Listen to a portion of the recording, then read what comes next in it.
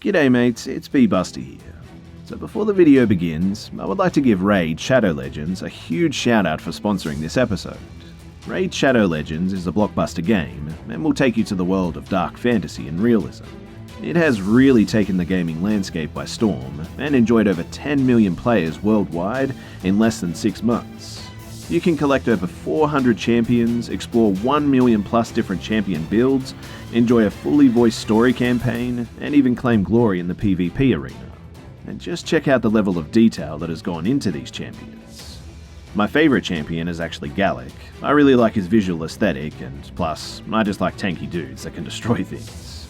And what I really love about this game is that everyone can find something for themselves. Some love collecting characters, some are all about the deep storyline and the graphics. I love the campaign and the PvP aspects of the game, but that's just me. Best of all, the game is totally free. Personally, I think the game is amazing, but you don't just have to take my word for it. With almost 300,000 reviews, Raid has almost a perfect score on the Play Store, which is quite an achievement. The game is growing super fast, and check out this cool roadmap that they've published. They actually have huge plans for updates in the game for over 6 months, so there's practically infinite content for you to enjoy, and no time to get bored. There's a new faction, a tag team arena feature, and even a new clan boss, and you'll be able to fight with your clanmates. So, what are you waiting for? Go to the video description, click on the special links, and you'll get 50,000 silver and a free epic champion as part of the new player program to start your journey. Good luck guys, and I'll see you there.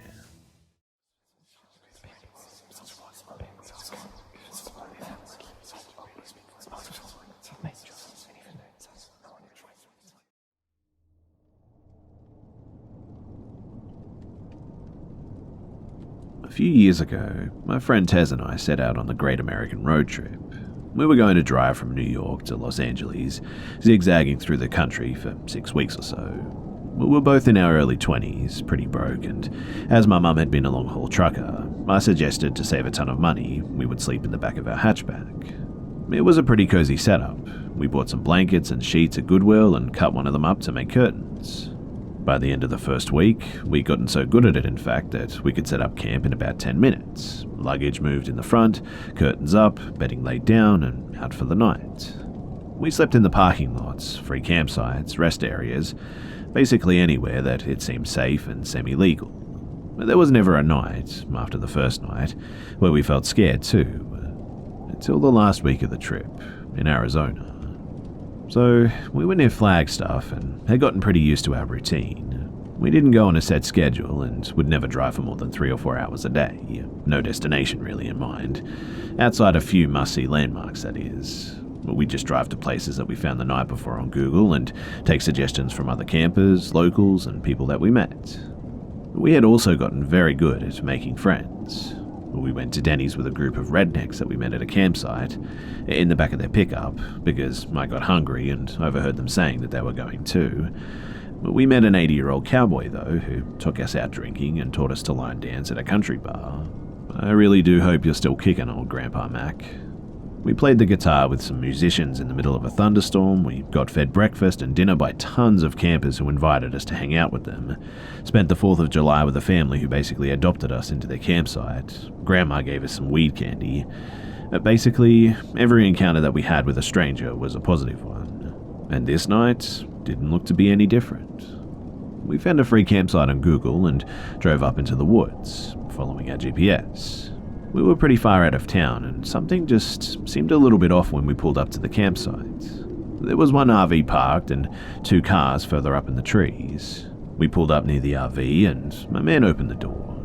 Tez waved hello, and he just kind of stared at her, and his expression was also completely blank. Then, as if she hadn't said anything, he just slowly closed the door again, staring at us the entire time. Figuring that he just wanted some privacy and thought that we'd be obnoxious or something, we pulled further down the road and found a flat spot to park the car. Instead of our usual routine of setting up camp immediately while it was still light out, we goofed around for a while, smoking and laughing and taking dumb photos of ourselves. Tez pointed at a campfire further down the campsite, and we decided to go and be friendly. We'd met so many people in the previous 5 weeks by just going up and offering beer or just chatting, so we just wandered over thinking that this would be the same. Near the campfire, there were two men, the owners of the cars that we'd seen earlier. They seemed friendly, and we sat down to chat with them. They were drinking and smoking, and we sat down and we had a beer with them. One of the men seemed, well, pretty off.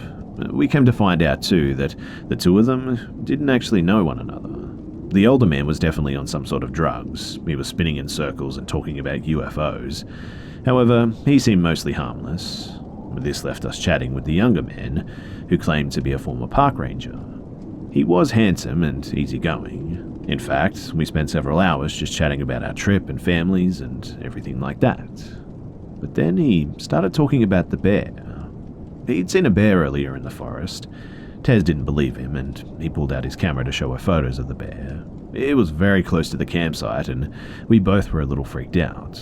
It wasn't unheard of for one of us to get up to go to the bathroom in the middle of the night, so the idea of a bear hanging around in the night, it really spooked us. The ranger just laughed, and then his expression just changed completely. It's hard to describe, but his voice seemed somehow cold.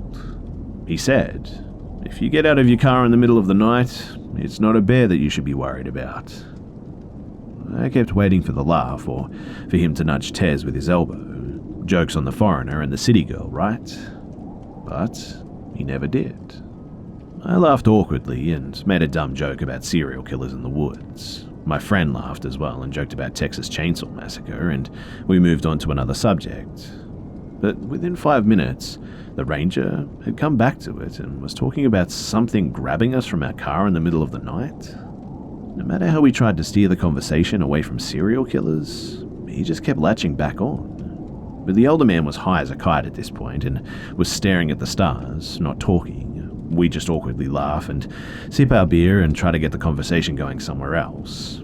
But then the ranger stood up and walked towards the cooler to get another beer.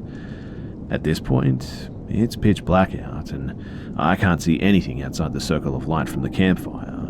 The beer cooler was just outside of that circle, when suddenly there's a red dot in the darkness, and it took a moment for me to realize that it's a camera. The ranger is holding a camera.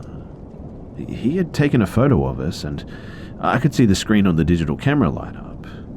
Now, it wasn't totally odd for the people that we met to ask to take pictures with us. My friend Tez is gorgeous, dark hair, blue eyes, like a young Megan Fox, and we were friendly. People like having pictures of themselves too, so, like I said, it wasn't totally out of the norm. But it was an entirely strange thing to have this person just take a photo of us without asking or even indicating that that's what he was doing. We were both staring at him like a deer in the headlights at this point, but instead of realizing that what he was doing was a bit weird, he checks his camera, adjusts some things, and takes another photo. This time with the flash. No asking us to smile, no proposing a group photo, and no explanation. After this photo, he comes back to the fire and sits down. Not even a word said about the photo. It was at this point that me and Tez are mutually freaked out too. We make some BS excuse that we need to go back to our campsite and nope the hell out. When we stand up to leave though, the UFO guy smiles and says to have a good night. The ranger, however, looks at us with a smile that doesn't reach his eyes and says, "Be careful out there, there's more than bears in the woods." And every hair on my body stood on end. I wasn't alone in my discomfort either, because Tez laughed a response out and pulled me away from the campfire towards our car. We rushed back to the car, which we only found in the dark by referencing the RV, and jump in the front seats. My friend Tez is all but hyperventilating. "Why did he take pictures of us?" I was shaking, but I responded, "Actually, I read somewhere that serial killers sometimes warn their victims." She stared at me for a second, and then locked the car doors. "Do you think that he just took victim photos of us?" We both freaked out. She's in a full panic and turns the headlights on in the car. I immediately yell at her to turn them off because now he knows exactly where our car is. God knows why, but that is the only night that we'd not set up camp. We didn't need to tear anything down, so we just put the car in drive and we floored it straight out of that campsite. As we got onto the dirt road as well, the ranger was actually walking towards our car with that same cold expression.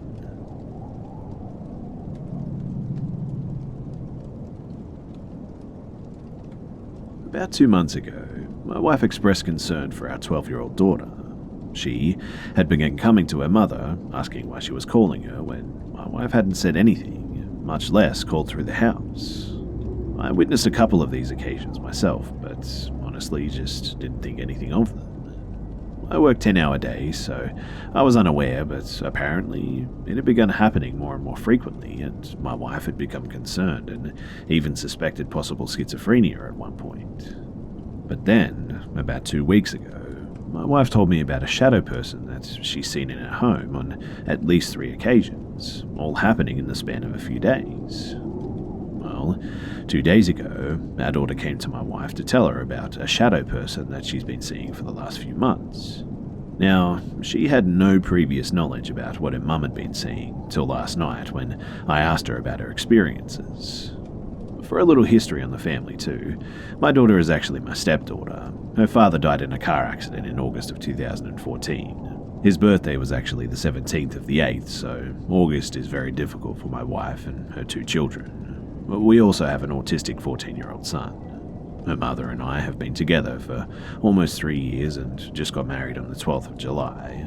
Our daughter, from what I understand, has never expressed emotions very well. She tends to bottle things up and has become very good at pretending to be okay when she's actually very distressed, and it only got worse after the passing of her father when she was 7. Her experiences with the entity have been entirely benevolent, although it does seem to follow her for some reason.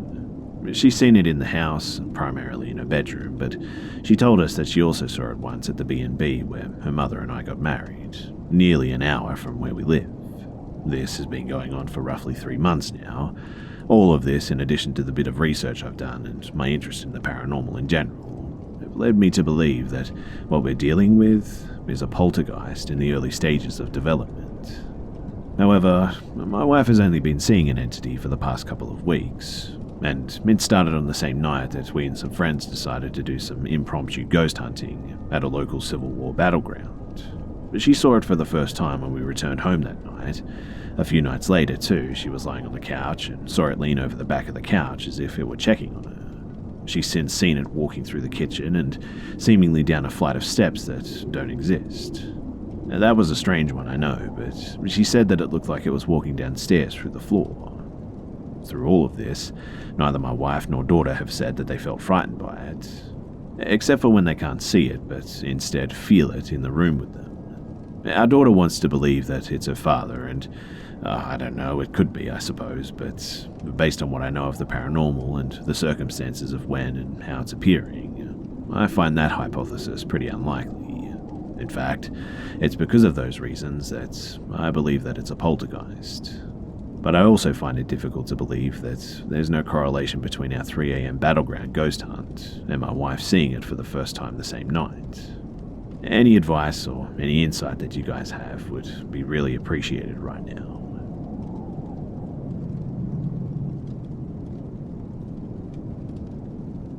Last summer, a good friend and I embarked on a backpacking trip through the White Mountain National Forest in New Hampshire.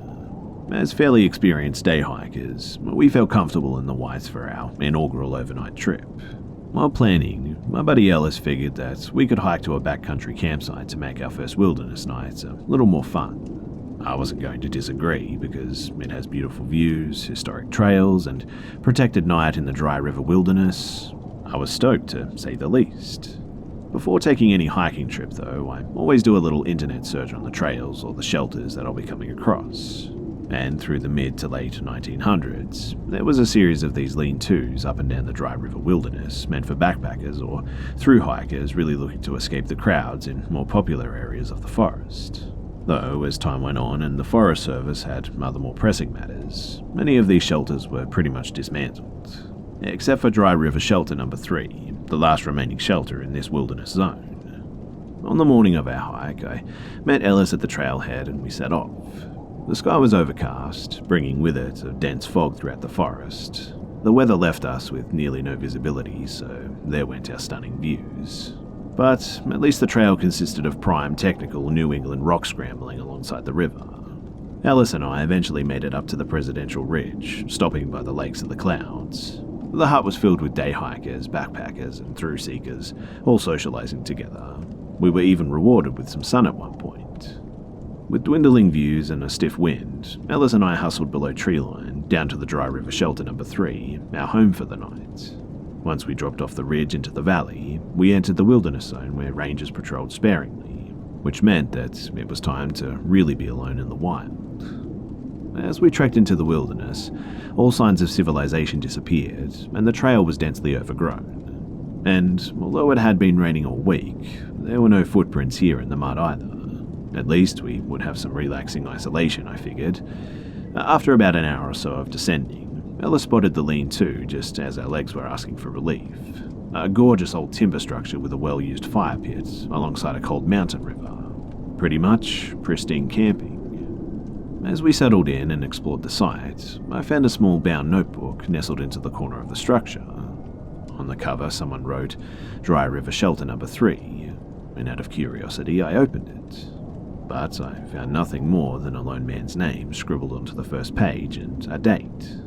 It was just your standard camping log, but oddly enough, the man signed the book the previous day. We saw no footprints or signs of humans or even an animal. There was no disturbance on the trails or here at the shelter either. Rain can wash away tracks, but not all signs of animal life. And something just felt off to me about this whole thing. I showed it to Ellis, who found it curious, but thought nothing more of the single name. He convinced me eventually that the man was probably just a hiking veteran and a professional at L&T. I bought into Ellis's thoughts on the situation to ease my mind in the end, and I just let it go. As the sun set, we started a roaring fire alongside the riverbank. Ellis commented on how quiet the location was, having not seen another soul beyond the chirp of birds since leaving the Crawford path. And I have to admit, too, that the silence was eerie. But we figured that the city must have just desensitized us to the wild.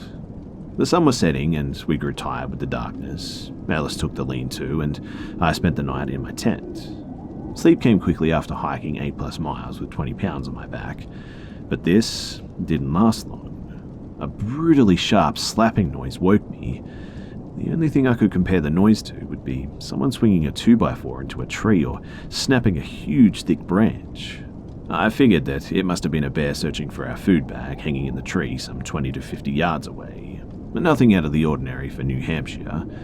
A sleep overtook me once again though, and I remember waking up to the sun rising over the peaks. I stumbled out of my tent to see Ellis also waking up slowly. As we made our morning oats and coffee, I wandered around the site again to see if I could find the marks the bear left. But instead, I noticed something very odd.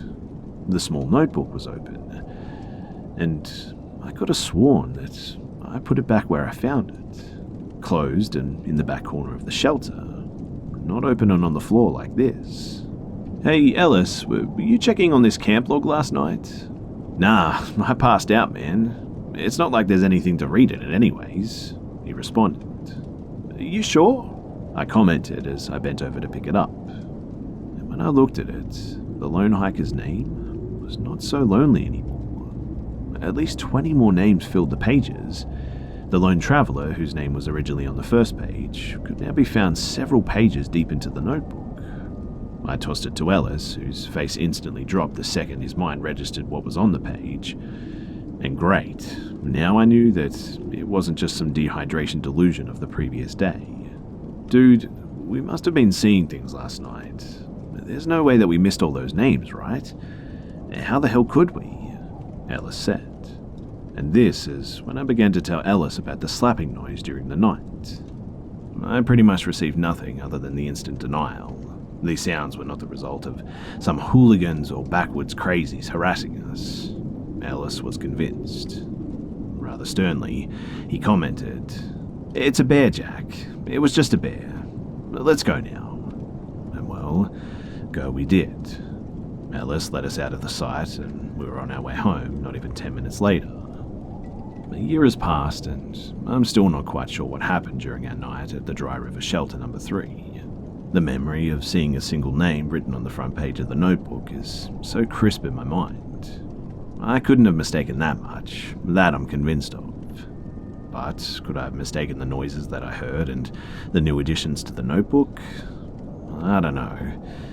Ellis feels the same way about the whole scenario still, but what do you guys think? Could we have just been too dehydrated and delusional? Were we not welcomed by the New Hampshire wilderness? Or was there something else going on?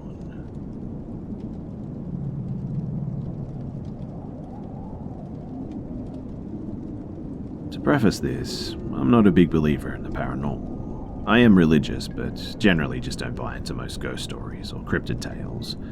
But I went home recently for my mum's birthday, and my parents and I were drinking some wine and telling old stories, and these ones came up. I certainly have no explanation, but I figured you guys would get a kick out of it, so I would share them. So, my first story goes like this. I was about 3, short for my age and still totally illiterate. This will be important later too, but my grandfather died about a year prior, and my mother and I would go to put flowers on his tomb in the mausoleum every weekend. It was just something that we did because my mum knew that he loved the roses he grew in his yard, so we thought it was nice. We would always pick a few when they were in bloom and take them to him. At the mausoleum, my mother would always pray a rosary for him. We're Catholic, and praying the rosary for the dead is fairly common practice. And while she did that, I would wait quietly. I was too young to pray, and my mum didn't want to force me into anything, so mostly I would just sit there and wait. While she was praying the rosary, I'd wander down the aisles of the tombs from time to time and just kind of do nothing in particular. But this day, I apparently stopped dead at one of the tombs and started to talk. My mother goes still and walks over to me and asks who I'm talking to, and I tell her that I'm talking to Mr. Harrison, and not his name obviously, and she looks up and there's his name right there. She's shaken at this point because I don't know how to read yet, and she asks me about him. I tell her that he's lonely and sad because his family doesn't visit anymore and he doesn't recognize the people who do. Pretty creepy, right? The second one isn't quite as wholesome though, and it's something that I remember but definitely repressed till she told me about it again. So I used to tell her about the Smiley Man, and I know that's pretty standard horror movie creepy kid schlock, but I remember him. He'd always hide behind my door at night and just poke his head out and smile at me every now and then. It wasn't creepy, but definitely strange in retrospect. I'd see him behind the doors, in closets, always at night, and just all that sort of stuff. I later learned the Smiling Man is a fairly common shadow person that people see. This one I'm willing to chalk up to just my imagination because, well, kids see creepy stuff out of nothing all the time. But it's interesting nonetheless, right? The last one is hard to describe, but my mother and I sometimes get feelings, like something is going to happen, or that something has just happened away from us and we know what it is. Anyway, my family was staying at a hotel in Tucson on a vacation around late October. The vacation is going normally. We'd seen the Grand Canyon, done some swimming, visited a few landmarks, etc., etc. But we bed down for the night and everything is normal. Until my mother and I both wake up at the same time in a panic. My father and brother are oblivious to the feelings, but at this point, my mum and I were just completely panicked. My chest felt like ice and everything just felt black, for a lack of a better term. Like everything was just covered by darkness, even with all the lights on and such. My mother reports feeling much the same, but she knows the feeling better than me. She looks at my father and straight up says, death was here. Someone had died. She frantically calls everyone to see if anyone had passed, and luckily, no one had. We all go down to the lobby and outside to get some air, and once we reach the lobby, there's an ambulance outside, and the paramedics are trying to revive a man who'd apparently had a heart attack. And so, those are my creepy kid experiences. Nothing really has happened to me since then, and I even doubt these experiences a little, but I figured I'd share them anyway.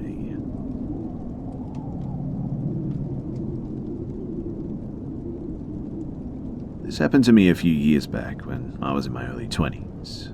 At the time, I worked in a department store at a makeup counter. The job relies heavily on good customer service and building relationships because you want people to keep coming back to spend money on your products. We're giving personalized business cards so that we can build our own client base, very important for a commission department. It's not uncommon, too, to be familiar with the people who frequently shop in the store. As workers, our training is focused on being friendly and accommodating. Now, one day while I was working, I had to move to a makeup counter that wasn't my own to cover somebody's lunch break. It was a really slow day, so I was just kind of leaning on the counter, people watching. I could tell most shoppers were just browsing, so I kept to myself. One of the people that I noticed was a very tall and broad man. He walked very slowly, almost hunched over. His face was fixed very aggressively, like he was angry but focused. He circled around the counter a few times, but I could feel his gaze on me instead of the products. After a few rotations around the department, I decided to greet him in case he needed help. It wasn't until he came directly over to me that I realized just how big he actually was. I'm a 4'10", 140-pound female, so I feel pretty small regardless, but even with his slouched posture, he was well over 6 feet tall, and well over twice my weight as well. But the one thing that I'll never forget is his teeth. They were completely black in the front. Your eyes couldn't help but go right to them as well. But despite his menacing appearance, he was really soft-spoken. Truthfully, I couldn't tell if he wasn't all there the way that he talked, or if he was just weird. He told me no when I asked if he needed help, but requested my number. So direct as well. I mean, we'd never even spoken before. Obviously, I declined and said that I was in a relationship and that it would be inappropriate. He then asked if he could have a business card for the counter in case he wanted to get products. Since I wasn't on my normal counter, I really wanted him to just go away, so I handed him my co-worker's business card and told him to call if he had any questions and whatnot. And it worked. He walked away after that, filling me with absolute relief. Only a couple of minutes later, the phone on the counter rings. I answer with my peppy customer service voice and say, "Thank you for calling, so-and-so, how can I help you?" And immediately, I know that it's the same guy when he starts talking. He asks me again for my personal number, and I explain once again that I can't do that. He just wants to talk, he explains. Since he wasn't getting the hint though, I say, "I should have told you that I'm married, you can't have my number." Politely too, he apologizes and then he hangs up. And I honestly thought that that would be the end of him, but for the next few weeks or so, I spent much of my time at work anxious that he would show up. In fact, I would see him almost every week, and he would lurk around the corner just looking for me. Anytime I would see him, I would immediately drop what I was doing to run and hide, or run to the closest customer and offer any bit of assistance to make it look like I was busy so he wouldn't talk to me. I successfully dodged him every time, and it came to the point where I just stopped seeing him, and I was thrilled. I had almost completely forgotten about him until one day I decided to go to Walmart by myself to pick up a few things on my day off. I generally like to shop alone. I can take all the time that I need, and I like leisurely looking around. I grabbed a basket and made my way over to the cosmetics, the hair and the wellness section, since that's where most of the things that I needed were. I only managed to grab a few things before I locked eyes with him as I walked by the supplement aisle, and I had recently changed my hair color and wasn't wearing my work uniform, so I didn't think that he would realize who I was. I was ready to just go about my shopping and ignore him until I noticed that he dropped the items that he had in his hand and started heading my way. I panicked and stiffened my pace immediately. I thought to myself, he's not going to really follow you through the store, right? And as I turned around to look, I could see his humongous body just plowing through people, with that same terrifying look on his face, but only meaner, his black teeth growing closer to a snarl now. Since the direction I was walking was the opposite of the exit, and there was no way in hell I was going to turn around, I decided that my best course of action would be to follow the perimeter of the store and cut down the center section, which would bring me close to the registers. I sped walk the entire time, in the hopes of losing him amongst all the people, but never once turning around again. By the time that I made it to the register area, I could actually feel him behind me. Still not wanting to turn around to look, I glanced in the reflection of the soda machines that are in between the register aisles to see how close he was. and to my horror, there was only about 1.5 to 2 feet between us. I was afraid to just drop my stuff and run out the door in case he followed me to my car. I parked in the far back of the parking lot too, and did not want to risk that. I also didn't want to get in line at the register since the lines were long, and I'd just be standing out in the open alone. So instead, I walked into the cluster of people crowded around the self-checkout line. I noticed another large but older gentleman with his carriage in the middle and ran straight for him. The people were so closely clustered together that the man following me couldn't make it through. I ran over to the man in line and grabbed onto his carriage. I said, "Hey, I'm so sorry. I'm not cutting you, but there's a man that's been following me through half the store, and I just need to stand with you, alright?" He was actually really sweet too, and let me be with him while we waited in line, and even let me go ahead of him so I could leave quicker. As I was cashing out, I could see in my peripheral vision my stalker staring at me and just pacing about, but he couldn't come near me since the self-checkout is somewhat sectioned off. By the time I had finished and grabbed my receipt, I couldn't see him anymore. I looked around, but he was just nowhere to be found. I thought about asking the older man to walk me to my car, but he still wasn't finished at the register, so I decided to call my boyfriend and just make a run for it. Staying on the phone, I explained to him what was going on as I sprinted to my car in tears, frantically looking around in case he tried to follow me outside. I made it to my car safely and rushed right home, breaking down to my parents about what had just happened. Now, I could just feel it in my bones the way the man was looking at me, that he wanted to do something to me, and thankfully, I didn't find out what that was. His aggressive aura was just palpable, and to this day, I can still remember the adrenaline, nervousness, the sheer terror I felt when he followed me. I have never felt so vulnerable and helpless, even with all those people around. And so I quit that job roughly 2 years later. I had only seen him one other time there since the incident, but I still live in constant fear that we will cross paths again, and I'm afraid to shop alone, something that I wouldn't have even given a second thought to years before.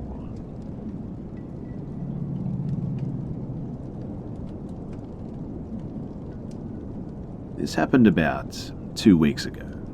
My aunt likes to leave on random trips throughout the year.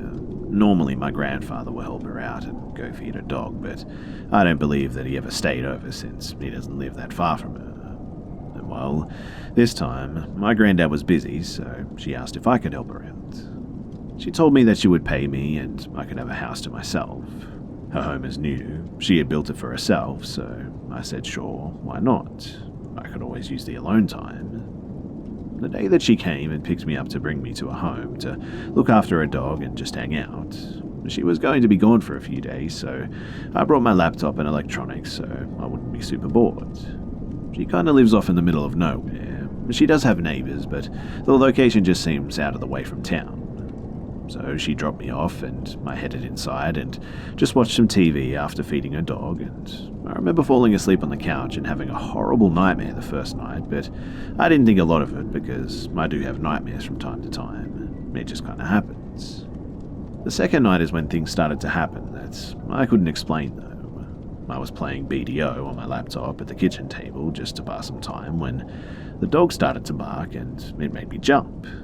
I'll note that there's a lot of kids that play outside in this neighborhood, so I thought that she was barking at one of the kids at first. I got up and brought her back into the living room. She laid down, but was still making like a weird whimper, like she wanted to bark but knew not to. So I just sat with her for a while and pet her to calm her down. I knew she got overly excited when she saw kids playing because, well, she likes to run and join them. But after I fed her that night, there was a loud bang from upstairs. I thought that it was weird because how my aunt's house is set up, the upstairs is not where the bedrooms are. She had an attic, like a space built for basically an office or workout room kind of thing. Everything else is on the main floor. I thought that maybe a weight or something like that fell. So I went upstairs to see nothing was misplaced. I was just kind of confused and looked around the room seeing if just something fell that I didn't notice. I couldn't find anything, so eventually I just went downstairs to see the dog staring at me, but when I moved out of the way, she was just staring still at the stairs.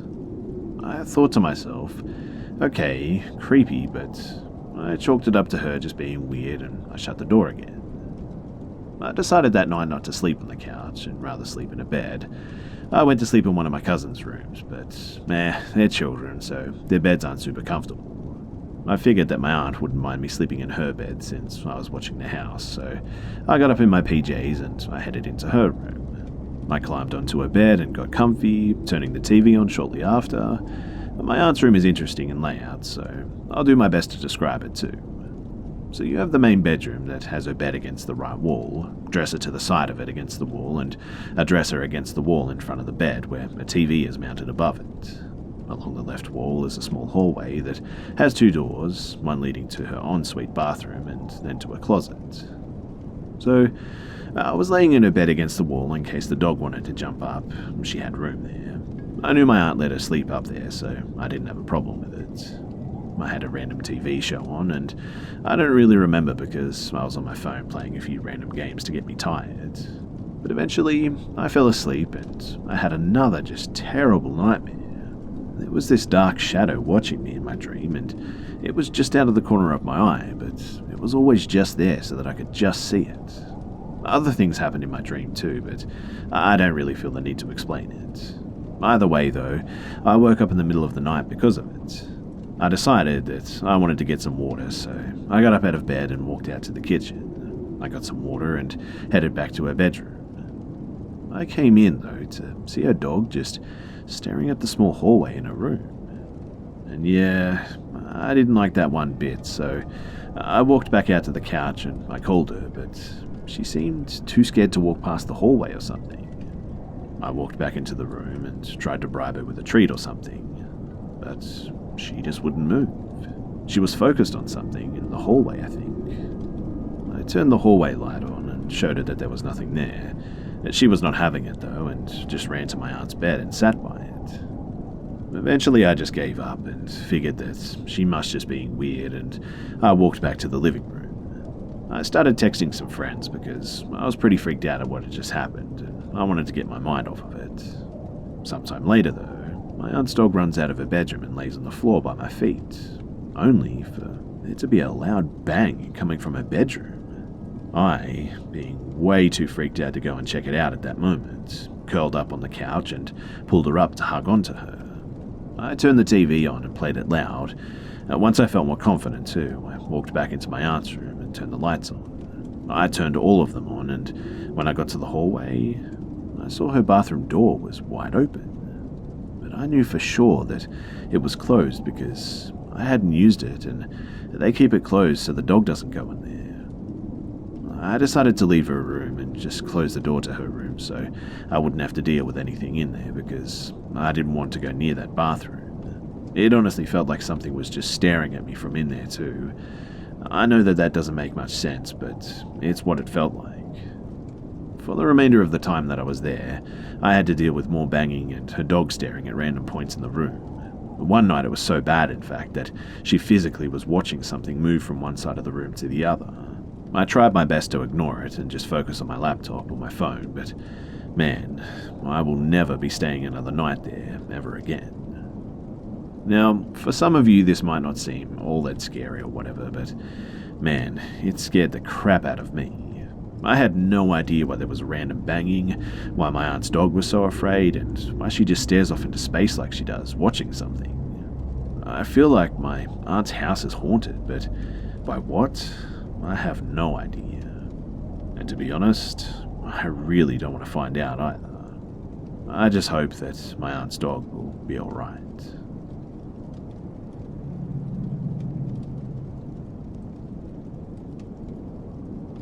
This happened when I was 5 and my best friend was 6. So, a quick school layout. The building was L-shaped, the short end was not in use at the moment, and cars could stop at the right of the L, in full view, or behind the short part, mostly obscured. The road was pretty much in the square around the school, but only in the aforementioned places cars ever pulled over.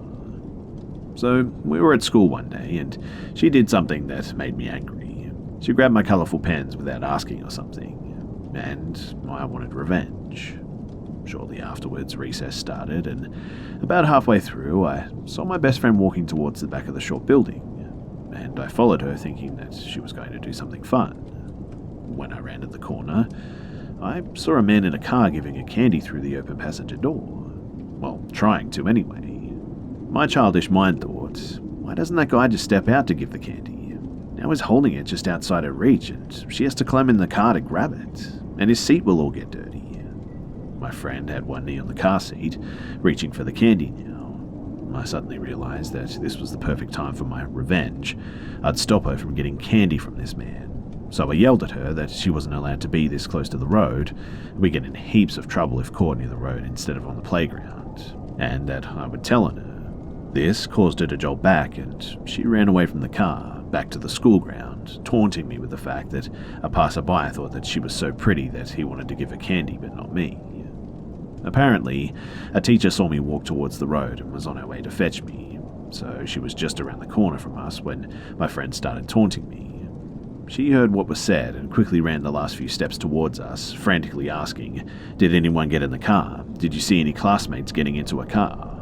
She was clearly panicking, and the car was long gone by now, having driven off when I yelled at my friend. My friend answered, "No, the nice man just wanted to give me candy, and she said that she'd tell on me, so we ran back. I really wanted that candy, though. Are we in trouble now?" The teacher escorted us inside, had all the other teachers count heads, everyone was there, and talked to the police that were eventually called.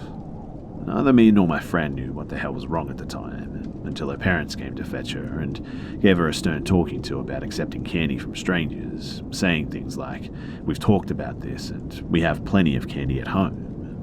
My mum was proud of me because she thought that I listened to the stranger danger talks and protected my friend, and at the time I did correct her. A few years ago, my best friend and I were talking about our old school, and this day came up. We both just realized too that if I hadn't have been so obsessed with those pens, or if she had asked before taking them, that she could have been kidnapped and suffered a pretty bad fate. She couldn't believe how stupid she was for thinking that a random guy would really offer candy to kids from his car, especially since her parents had warned her about strangers before. I personally just felt embarrassed for not recognizing the situation from the talks my parents gave me, and being so focused on getting revenge and all that. It took me a while longer to fully realize what could have happened to her that day. I don't know if the guy was ever arrested or did anything else, and after this incident, my school started permanently posting a teacher as lookout near the road. As far as I know, there were no other incidents at that school, and it was never really spoken of again. The official reason for the lookout teacher was to prevent students from running out onto the road and getting run over. When I drove past last year, they had put a fence all around the school. I'm guessing it's because they finally realized a fence is cheaper than paying a teacher an hour a day to just stand around.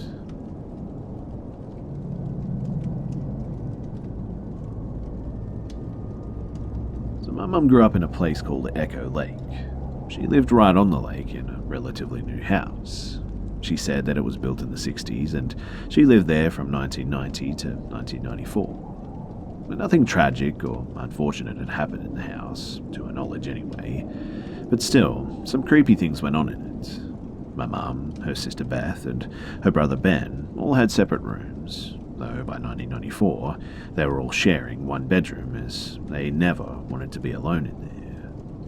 So, to get on to the story, my mum had a closet in her room. It was a regular closet with a regular door, except the door never wanted to stay closed. It would always open by itself, no matter what she did to it. She even went so far as to have her dad change the doorknob on it.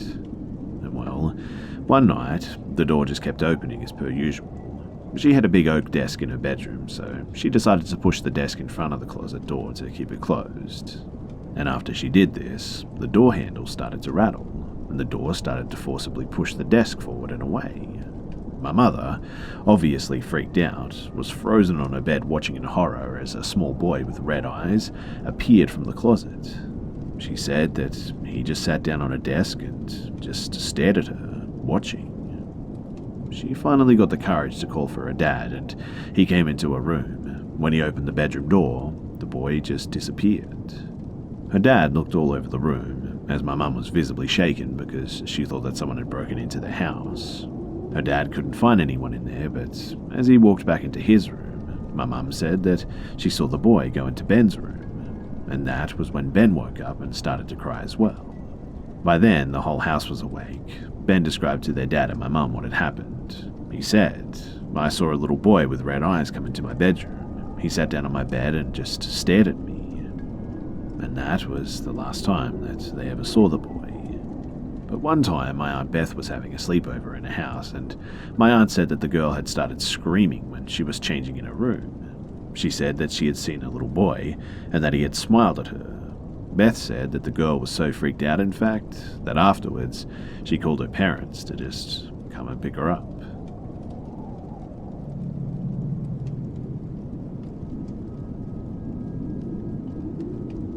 In 2015, I was a freshman in college. I roomed with my best friend Emily from high school. Before leaving for college, we had done some research and found rumors online that our dorm building was haunted, but we didn't take it seriously. We lived on the second floor, and our room was in between the stairwell and the laundry room. The first month went totally normal, and we were settled into our new routines. But one day, when I got home from class and walked into the room, everything was open.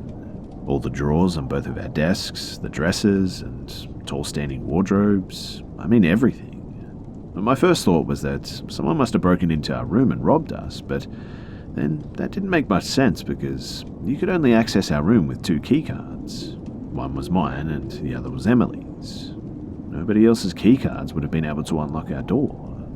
I called Emily to see if she was in class, but she was in the bathroom down the hall. When she came back, I showed her the room, and she said it wasn't like that when she left. At the time, we both thought it was the other one playing a prank, but neither of us said it. And over the next couple of months, more things started happening that proved to both of us that it wasn't the other one playing pranks.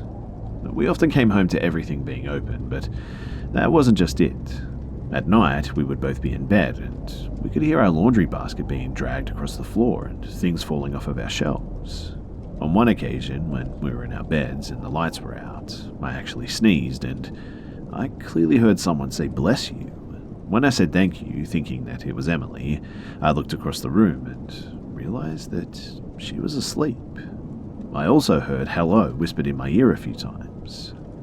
Another time at night, I was up late studying and Em was asleep. I felt like I was being watched all night, but just told myself that I was tired and just being paranoid. But I just couldn't shake the feeling. Then, out of nowhere, I felt a light shove on my back.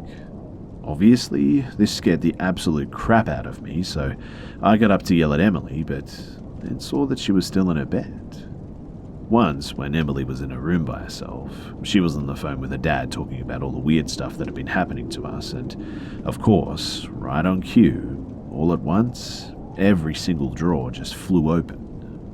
After about a month of us being terrified, we got up the courage to talk to our RHD about pretty much everything. We started with something like, "So, we had a weird question about our room." When she stopped us and said, "Let me guess, stuff is moving around and you don't know why." And I mean, excuse me? What? She said every year that she gets reports from the people that live in that room with stories the same as ours. It's happened for years, she said, and she told us that it was the ghost of a little girl named Sarah, who was known to be mischievous and liked to mess around. To be honest, this part of the story I'm not sure I buy 100%, but it made us feel a bit better to tell ourselves that it was just a little girl. Anyway, after a couple of months, things settled down and occurrences became less frequent. But we eventually felt comfortable in our room, and if something happened, we would just tell ourselves that it was Sarah messing around with us again and just brush it off. Even though we were scared at times, we both agreed that nothing ever felt evil or sinister. It did indeed just seem like a mischievous spirit, but either way, we never taunted it or tried to talk to it.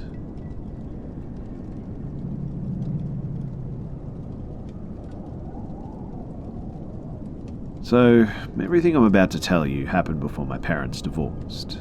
We were all living in a 2-story house with an attic and a basement.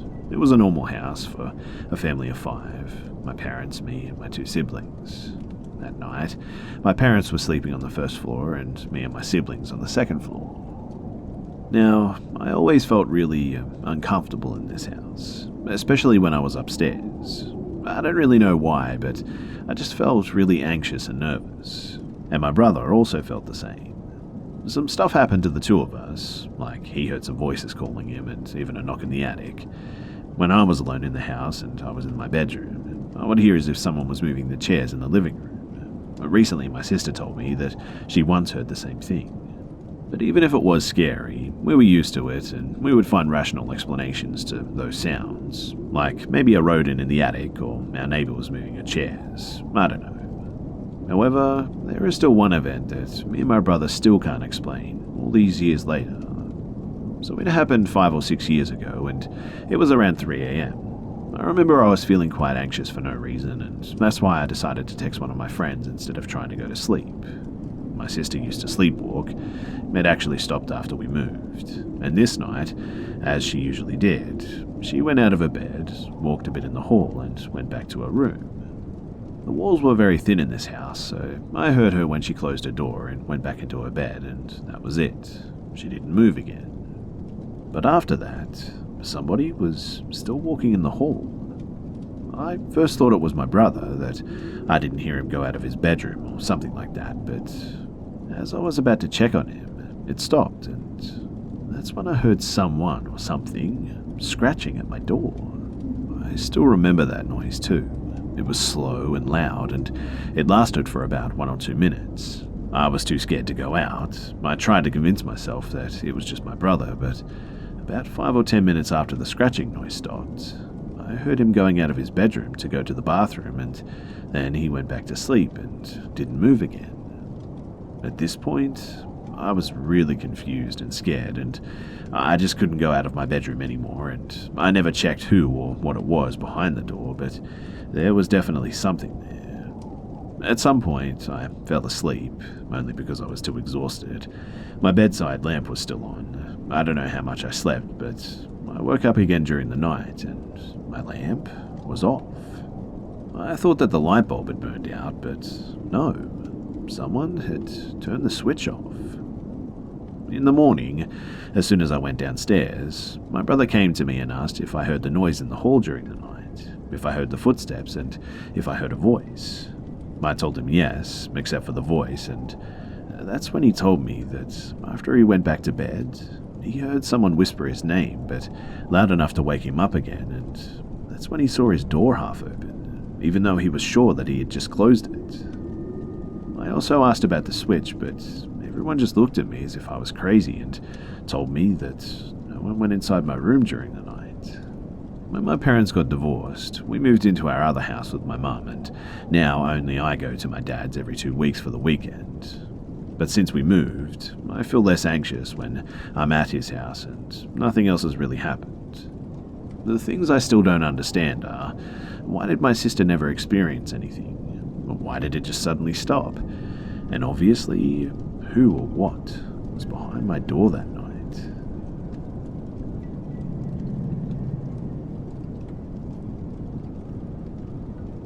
The following story happened to me when I was 4 years old, and I honestly have no recollection of it.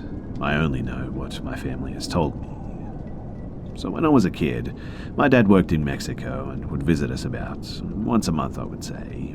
We lived in a small town in South Texas, and one day, before picking him up at the bus station, my mum told my siblings and I to use the bathroom at home so we wouldn't have to use them at the bus station. My brother and sister said that they saw me walk into the bathroom, but they just never saw me walk out. My mum opened the door to check on me, and I was just gone. With the layout of our apartment, it would be impossible for me to walk out without anyone noticing. My mum started panicking and called my grandpa, who was a police officer at the time.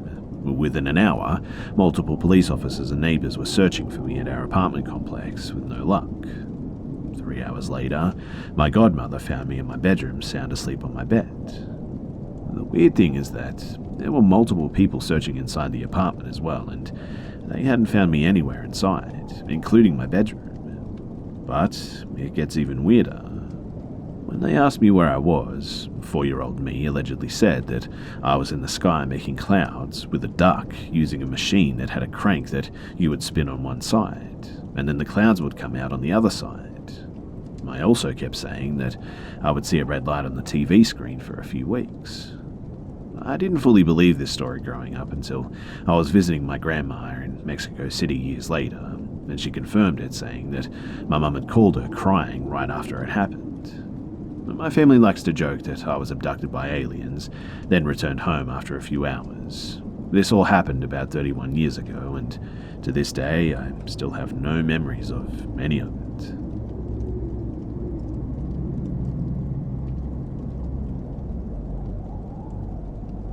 Back around 2004, I worked as a maintenance man at a small music college on Long Island, New York.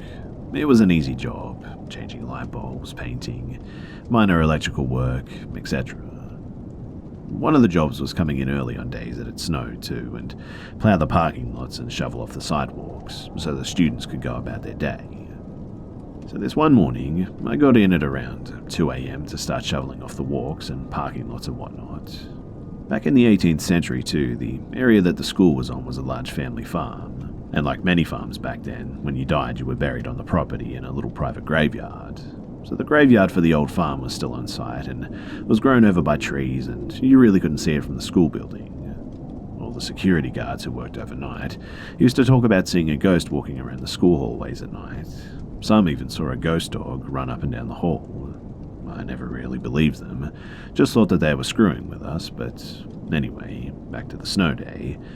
The way my partner and me would clear the walkways was he would use the snowblower outside and I would walk through the empty building and clean off all the exit doors, and we would continue down till we got to the last door at the very end of the school.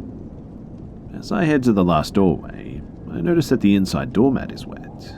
It honestly looks like someone had stomped on it, which I find odd because the door is locked and all the security guards are way back on the other side of the building.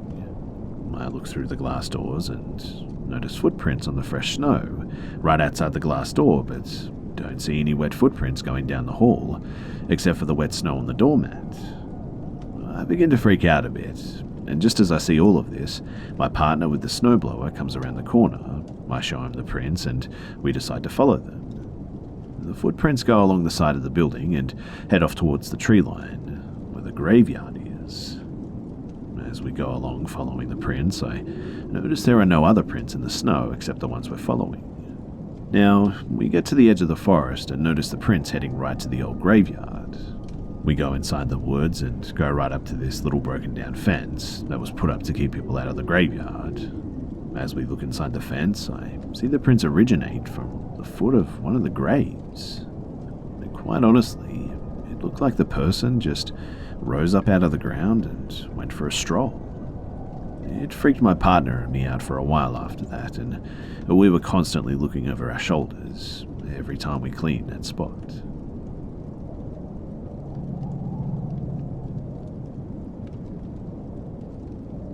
As a kid, I was obsessed with all things paranormal. I was constantly trying to learn more about it through TV shows or books. After a while, I started to feel like I was being watched. I had certain toys that I swore would just come to life and watch me. One of them freaked me out so much, in fact, that I had to make it face the wall. Because of this, I believed that there was a presence in our house and I wanted to see it for myself. So, every time I left the house for the day, I would take something, put it in the middle of my room and say, "If someone is here, move this before I get back." Nothing ever happened, so eventually I just decided to give up. But then, one night, I was up late, scrolling through my phone, when I heard these loud, heavy footsteps walking down the hall and stop at my door. The footsteps sounded familiar to if my dad was walking to my room with his work boots on. So my first thought was that it was my dad, because my room is at the end of our hallway and my parents' room is at the end but on the right. Our hallway is wood, but the bedrooms are carpet, so in theory, my dad was walking to his bedroom and they seemingly stopped at my door because he turned into his room and was now walking on carpet. Except, it was about 3 hours too early for him to be leaving for work. So I open my door to see not one single light is on and that both my parents are fast asleep. That's when the fear set in. Initially, I thought someone broke into a house, so I freak out and tell my parents that I heard someone walking around. My dad checked every inch of our house. There was no sign that anybody was or had been in our home. They thought that I was just hearing things, but they were clear as day, and I knew what I heard. And soon after that, I opened my door to see a black figure at the end of the hallway. It had no face, but I could tell that it was a man wearing a trench coat and some sort of fedora-type hat. I completely froze, and as soon as I realized what I saw, it was just gone. Another time, I was in the living room and I saw the same thing standing in the kitchen. Like the first time, I froze, and before I had time to even think about it, it vanished. Neither time did I feel scared though, or get a bad vibe or anything. Also, from what I've read, most people see him at night or during sleep paralysis. Both times I've seen him, it was daytime and I was wide awake. Before seeing him, I had never heard of the Hat Man or Shadow People, so I definitely couldn't have imagined it. But my family used to laugh when I would tell them about these encounters because they thought that I just had a wild imagination. It wasn't until one day my mum picked me up from school and said something weird happened to her. She said that she was sitting on the couch reading her book when she noticed a black shadow standing in the hallway just looking at her. I asked if it looked like a man with a trench coat and a hat, and the look on her face was absolutely priceless.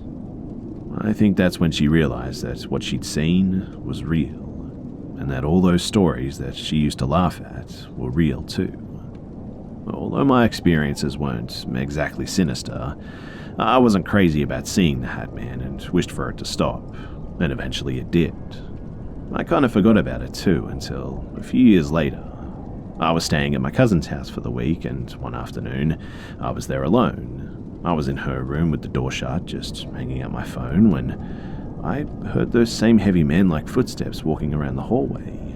My uncle's office is right next to her room, so I thought maybe that he'd just gotten home and went into his office. But no. I opened the door and called out for them, but there was nothing but silence. I walked around the house and there was nobody. I checked the garage, no cars. When everyone got home, they all confirmed that they hadn't been home all day. I also learned from my aunt that day that before my great-grandma died, she kept freaking out, talking about a man's shadow outside her window. And it was at that point that I learned about the Hat Man. It took me years to realize that other people had seen him too. So, what do you guys think? I can't really find much info on the Hat Man, which is why I'm sharing this here. I haven't been able to find many stories quite like mine. Most have to do with sleep paralysis. But if anyone has any info or links or anything like that, please let me know in the comments section below.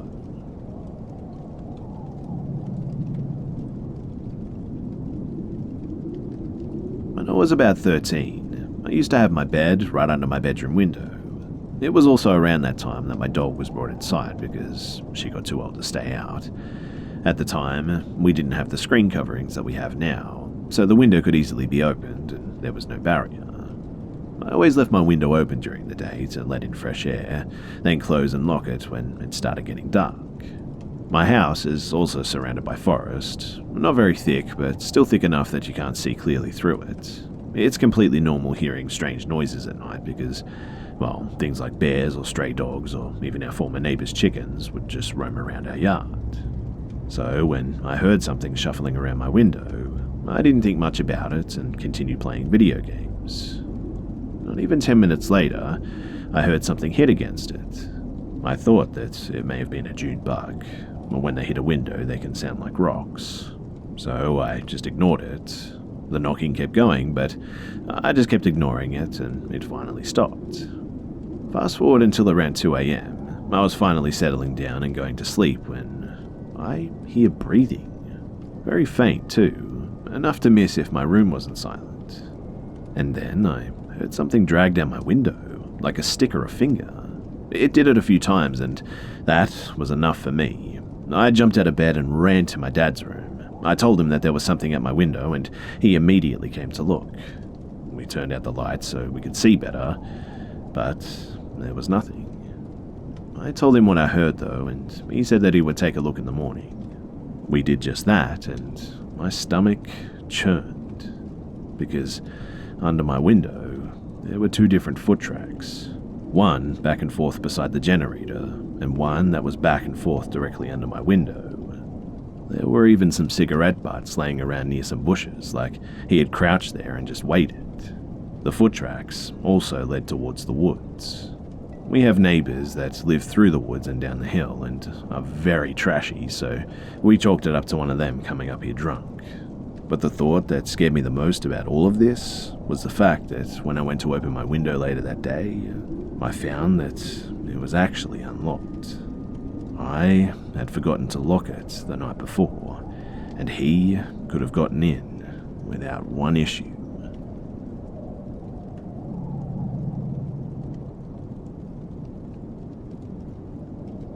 So this is going to be a bit of a long one, so please hang in there. All of this really started about 7 years ago, I'd say, and I'll try my best to keep it all in chronological order. Okay, so a bit of detail before we get into the meat and potatoes. I was going to college and renting my uncle's basement, and on weekends, I would usually drive home to my mum's house, which was about a 40-minute drive away. This story will span from those places to a few more, but mainly at those. The first night that I ran into CSG, the creepy stalker ghost, I was at my mum's house on a Thursday night after I got off work. I got to her place around 10:45 p.m. and went to my old room and started watching Netflix with my headphones on. I didn't have it too loud because my sister, who was in high school at the time, still had her room light on, and occasionally she would knock to ask me questions on her homework and whatnot.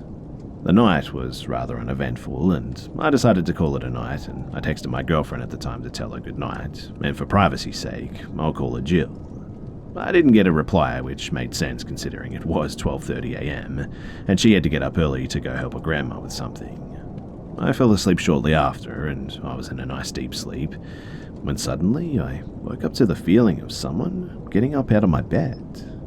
In my tiredness, my first thought was that it was Jill needing to get up for something in the night. As I reached out to touch what I thought was her shoulder to see if she was okay, she stood up.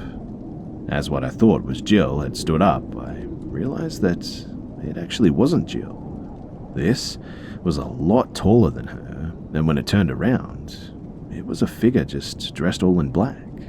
And every time I've seen this figure too, no matter the amount of minimal light, the only light that would hit it was enough to slightly outline the clothing, which was an old-timey suit with like a long overcoat.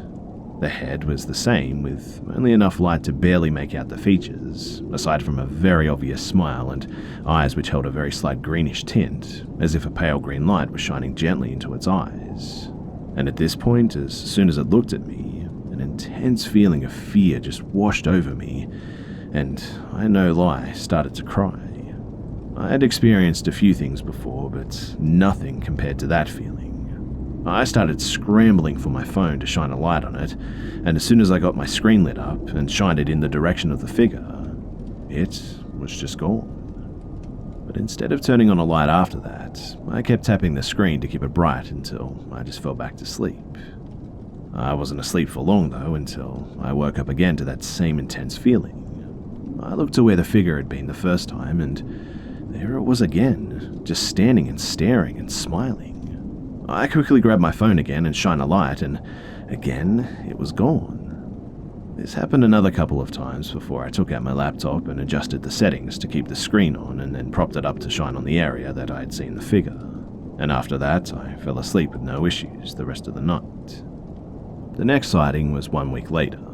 I was watching Netflix this time, as usual, and I heard my sister get up and walk into the kitchen, and then come back, and I heard the lights click, meaning that she was finally going to bed. The time must have been around 11:45 p.m. or so. But just outside of my old room to the immediate right was the door to the bathroom, which I had a nightlight to see when you woke up in the middle of the night, and the walls aren't super heavy duty, so when someone closes the door, the wall can shake if you don't close it nicely. That'll come into play soon, and it's pretty important. So the way my bed and dresser were situated, my door was to my right, and I was tucked in the corner of my wall and dresser, so I had a backrest. With my laptop on my lap, watching a show, I noticed out of the corner of my eye, my door slowly opened. I looked, expecting to see my sister, but as soon as I turned to look, the door slammed, shaking the wall that I was leaning on. And about a half a second went by before that intense feeling of terror and dread came back, and I looked up to find CSG just standing there smiling at me. As soon as I recognized what it was, I turned my laptop around and it was gone. Not wanting to deal with it again, I turned my room light on and turned off Netflix, and I just called it a night. But now, things really picked up. So my weekend ends and it's Sunday night, and I'm heading back to my uncle's so that I can drop off stuff and head to work. I get back from work and play some video games for a couple of hours before going to bed around 1:30 a.m. I was in a light sleep, and it was about 2:30 a.m. when I woke up to the sound of whispering. The way I had my basement set up, I had my bed on the opposite end of the windows facing the street, and I had a couple of bookshelves at the foot of my bed, behind the TV, to kind of separate the rest of the room from my bed. On the opposite side of the bookshelves, there was a couch to the left that I can still see from my bed, and the door to go to the hallway, to the garage, and the stairs to go up. Anyway, I wake up from the whispering and start listening harder, thinking that my uncle was still awake upstairs and on the phone or something. And that was when I saw a head pop up over the bookshelves and look at me, and as soon as I saw it, it popped back down for a handful of seconds before coming back up and staying up. I recognized it as CSG right away and turned on the light over my bed, and it was gone. I turn on a movie on my TV and get comfortable enough to turn the light off, and eventually I drift back off to sleep. The movie ends and enough time passes that the TV and the DVD player go into sleep mode. And again, I wake up to the sound of whispering, and I quickly look around to find CSG sitting on the arm of the couch, just staring and smiling. That intense feeling comes over me again, and what felt like 10 or 15 minutes, we just looked at each other, and eventually CSG got up and walked out of the door to the hallway. And after that, I fell back asleep for the rest of the night with no issue. The very next night, though, the same thing happened again, but the only new thing was the sound of CSG dragging something heavy across the floor, which to this day I still can't figure out what it was, unless it was moving the chairs and then moving them back or something. The events of those 2 nights, though, became a commonplace thing for the next few months. But now it was getting into late summer, and I was riding my motorcycle as much as I could until I had to park it due to the weather. I always had a spot on the end of the bookshelf for my keys and wallet, and every day, that is the spot that they would end up. And I'll repeat that they never went anywhere else. I had that Thursday off for some reason too, so I was taking my time getting ready to ride down to my mum's and then stop out at Jill's and see her, and her parents for a bit too. Earlier in the year, I had traded my old bike for a 2012 Ninja 650R, and I was excited to take it down. I go grab my key after putting my wallet into my pocket, and I can't find the key. I grab the spare and put it in my jacket just in case, and I start checking my old pants. Nothing. I check under a pile of clean clothes that I had yet to fold. Nothing. I check my car. Nothing there. No key anywhere. So I figure that I'll look for it later, and I go down for the weekend and make note to everyone to please keep an eye out for it because I can't find it. I eventually go back to my uncle's not having found the key, and I kind of forgot about it. Events with CSG go on as usual, and about 3 weeks pass. I head back down to my mum's, and I make a stop on Friday out at Jill's because she was off school. I get there, and I help her do her laundry that needed to be done, and we reach the bottom of an old pile, and lo and behold, there is my key. Now, it is beyond me how not only could my key move within my bedroom, but to a completely different house? That just seems impossible. But there it was, staring at me in the face. Again, though, things go on as usual, and fast forward about another 4 months, I would say. Jill is taking the semester off of school and gets a job at a place near where I live, so she starts staying a few nights at my uncle's with me. One night, she was off work and watching a movie sitting on my bed when she told me that she had noticed a shadowy figure pacing by the windows on the opposite side of the room. Now, at this point, I had yet to tell her about CSG because I didn't want to freak her out or have her think that I was crazy. A couple of weeks go by, and randomly in the middle of the night, she wakes me up saying that she's sorry.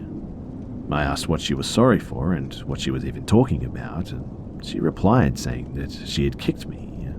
Me being tired, I responded saying that it was okay and that she had asked to trade sides of the bed because she seemed a bit scared about something.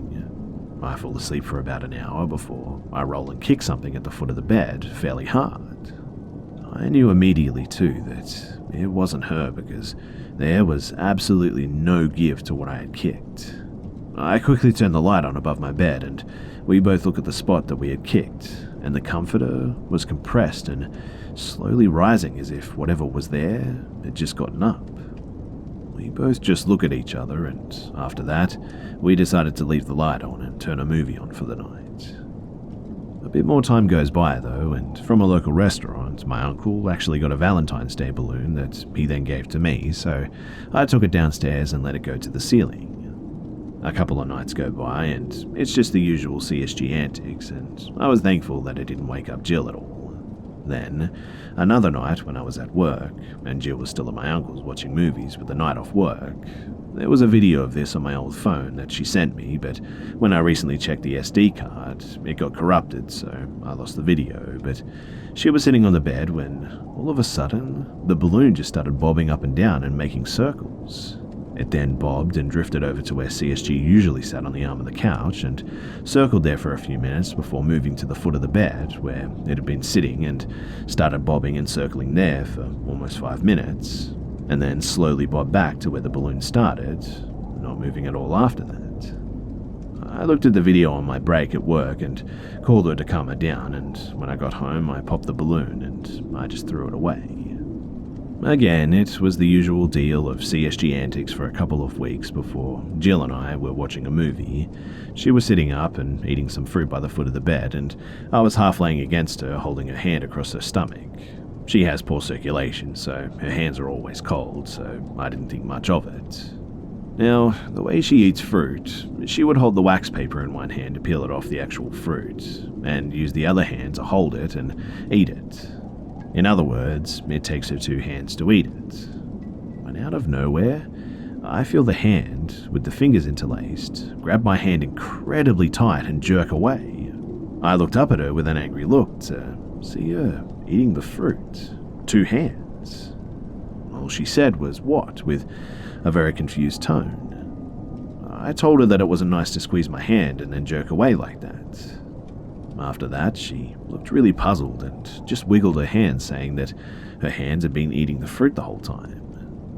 Thoroughly creeped out by this, we turned on all the lights and a movie before eventually falling asleep again. More time went by, and Jill was back in school full-time and back at her parents' house, and I was still at my uncle's working on what would be my last semester at the school that I was at. Usually, SCG things went by and nothing too more out of the ordinary. His visits were a nightly basis, but they were pretty harmless for the most part. The new year came, and it was April that I decided to change schools and left my uncle's and moved into a portion of Jill's parents' house that we rented from them, and it was at this point when my run-ins with CSG started to slow down a little bit, and I wasn't seeing him as close as I had been before. Now where they live, there's a lot of old native Indian burial mounds and some in crop fields that are no longer there, but all that's a different story that I can post later. But anyway, that winter, my best friend was down at his parents' house for the winter break, and his parents were having their houses appraised, so he just wanted to stay out of the way, so we stayed at my mum's and hung out and played video games for 4 days. On the second night in was the last before a long break of run-ins with CSG. I gave my best friend the guest room, and I took the floor to the living room in the basement. I used a ton of blankets and built a sort of nest so it was nice and comfy. The way that I positioned at my head, there was a love seat that acted as a kind of partition in the basement from workout equipment in the living room. To my left was the regular couch, at my feet was the TV, and behind the wall behind the TV was the guest room. The door to the guest room was just off of the TV, and to the right of that was a small L-shaped hallway that went the same direction as walking in the door to a small bathroom. And I woke up in the night at 1:08 a.m. after not having been asleep for too long. I checked the time and then look around and look towards the hall, and there I see SCG standing in the hall peeking around the corner. We look at each other for about 5 minutes too before CSG slowly walks down the hall further and disappears into the dark. I fall back asleep, only to wake up again, this time at 2:08 a.m. And this time, CSG was squatting at the corner of my nest just to the right of my feet. I whispered to him to please go away and leave me be. His smile got wider though, and he stood up and walked back to the dark. Eventually, I fall back asleep and wake up again at 4:08 a.m. And this time, I'm laying on my back, and on all fours over top of me is CSG, his face about 2 inches from mine. Same slight green tint in his eyes and a massive smile on his face. It felt like forever, but was probably like a minute, if that, when finally he slowly got up and walked back to the hall, and before he disappeared, he turned back around and smiled again and then was gone. At that point, he was actually gone for a few years. I thought that there were maybe a few times when I saw him again, but was never 100% sure. Every time after that, when I had to go into my mum's basement, I would always get that same intense feeling, along with the feeling of being watched, but had never actually seen him. And now, we get to the part that was kind of dumb on my part. So I was down in the basement for something, and I had that intense feeling before I finally said, "Alright, fine then, let's go," just kind of asking it to follow me again, which it kind of half worked at that point. On occasion, I did start seeing CSG again, but always far away. Since then, I'm no longer with Jill, and I now rent an old farmhouse just outside of my town that I grew up in. Fast forward to about 2 weeks ago, and I got on the subject of skinwalkers with my mum, and it reminded me of CSG, and I was telling her about the stories too, just because it had been a while.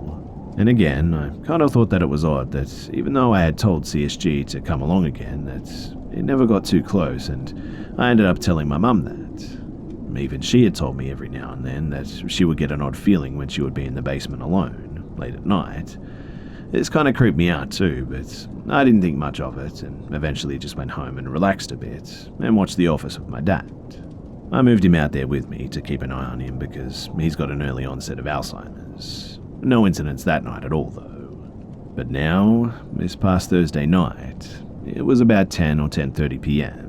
Things in the house were nice and quiet, and I was playing some Minecraft with my current girlfriend, using the phone to talk because that seems to work better for some reason, but I had the volume off, just enjoying the quiet, and neither of us were talking when I heard a man's voice outside yell, "Hey!"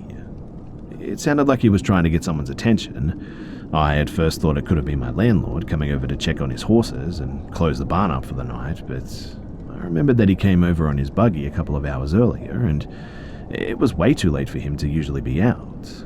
Thinking someone's out there messing with the horses now, I grabbed my super bright light and one of my carry pistols and put on shoes to walk out. I'm pretty far out of town, and the only close house is my landlord, and then no one else for quite a ways. I flip on the lights to the entryway and walk out. And as soon as I got outside, I noticed that everything is pitch black. And all of a sudden, I get an intense feeling of dread and like I'm being watched. I shine my light all over looking for something as I was around my truck and head toward the barn and the horse pasture where I heard the voice come from. At this point, I have my trusty EDC out and ready to rock and roll. I shine in the horse pasture, which is fairly flat, and don't see anything. I don't even see the horse, which means he was probably in the barn or out in the lower pasture or something. I shine my light to some bushes and a tree between the house and the fence, and that was when I saw a shadowy figure nonchalantly walk from a bush to behind the tree. With that, I kept the light there for another moment before getting that intense feeling of dread all over again, so I head back to check on my dad inside, and all is well. I quickly lock all the doors and close all the blinds and text my friend who lives in town, and I say that I may have someone outside of my house. By this point in my life, I've seen enough normal things and never been so scared to the point where I don't even make a sound and just turn and rush back inside the house. So my friend says to let me know if I want him to come out and drive by and shine a light around from the road and see if he sees anything, and then walk around and look so I'm not alone out there in case it is something.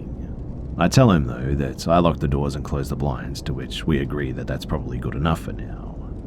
I stay up for about another hour or so before deciding to go to bed.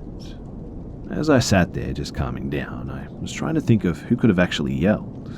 I thought that maybe the landlord walked over and didn't turn on any of the lights to disturb me, and he was further in the barn or something where I couldn't see, and that maybe he was trying to get one of the horses' attention. And as soon as I was starting to think that that was probably the answer, I got the same exact feeling as the first time that I ever saw CSG, and I knew that it was him again.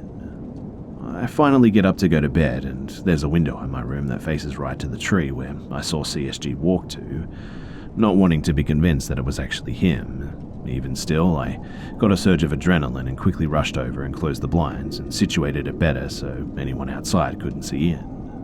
But my whole body was on high alert till about 3 a.m. when I finally fell asleep. I woke up around 10:30 a.m. just straight exhausted, and I just took it easy that day. Had my usual day off and just relaxed. Now, that Friday night, it was too late in the evening, but I got home from a workout with my best friend and I took a shower and got cleaned up before heading to my girlfriend's house. In my bathroom, there's a clock that's been dead since I moved in. I'm not sure why I never put batteries in it, but I just kept forgetting to. But anyway, the clock had always read 9:07 because growing up, whenever I took a shower, I would always check the time, and instinctually, I always checked the clock, even though it always read 9:07. But that night, it was different. I got out of the shower and the clock read 12 o'clock exactly. And that brings me to right now while I'm typing this. I'm sorry that this is a really long story, but I wanted to get as much detail in as I could. I was trying to think of how far back this goes when I was telling my girlfriend about it, and it reminded me of a reoccurring dream that I always had when I was 8, whenever I would stay at my dad's apartment that he had at the time. I would wake up, and under my desk, I would always see a face staring at me and smiling, so the first possible sighting could have been about 17 years ago. But on that part, I'm not too sure because it was a long time ago. If anyone has any idea about what CSG may be, please comment and share because I would love to know. Over the years, I've talked to my great aunt, who is very in tune with spiritual things, and basically I've given everything that I've told you here to her, and after typing this up, I'm pretty sure that this thing is very bad, very powerful, and possibly even demonic. I don't know, and I'm just guessing, but it seems that way. She said the key factors too are the eyes, that it was tangible and that it appeared to more than just me, and the feelings it gave to those who noticed it too. Anyway, if you guys have any ideas of how to get rid of this thing or what it might even be, I would love to hear it.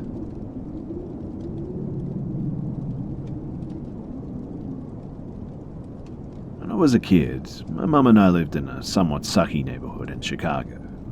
Despite the condition, though, of the neighborhood, the apartment complex that we lived in was pretty fantastic.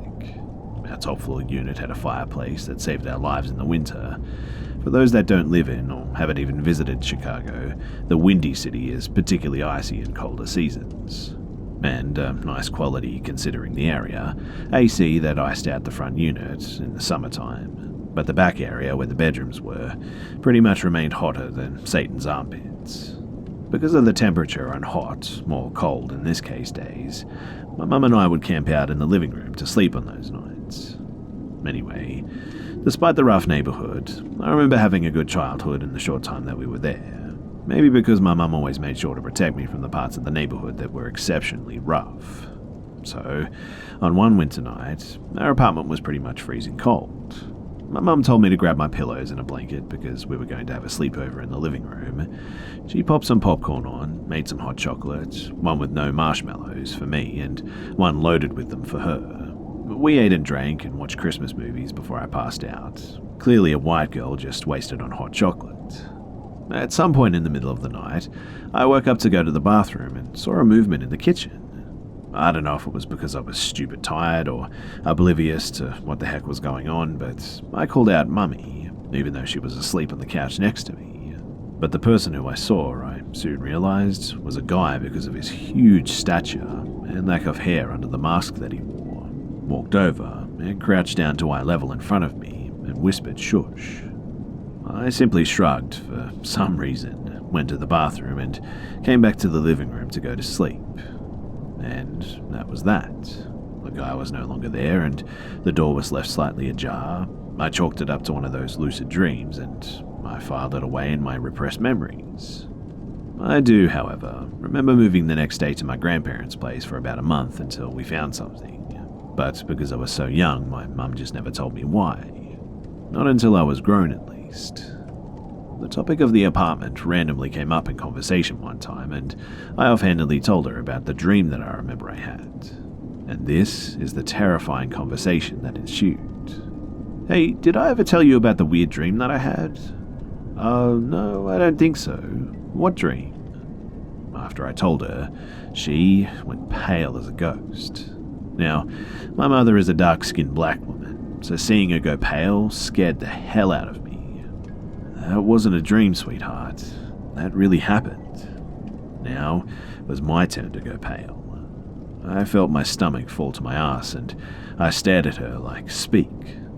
"Well, I woke up in the middle of the night, and this man was standing over me.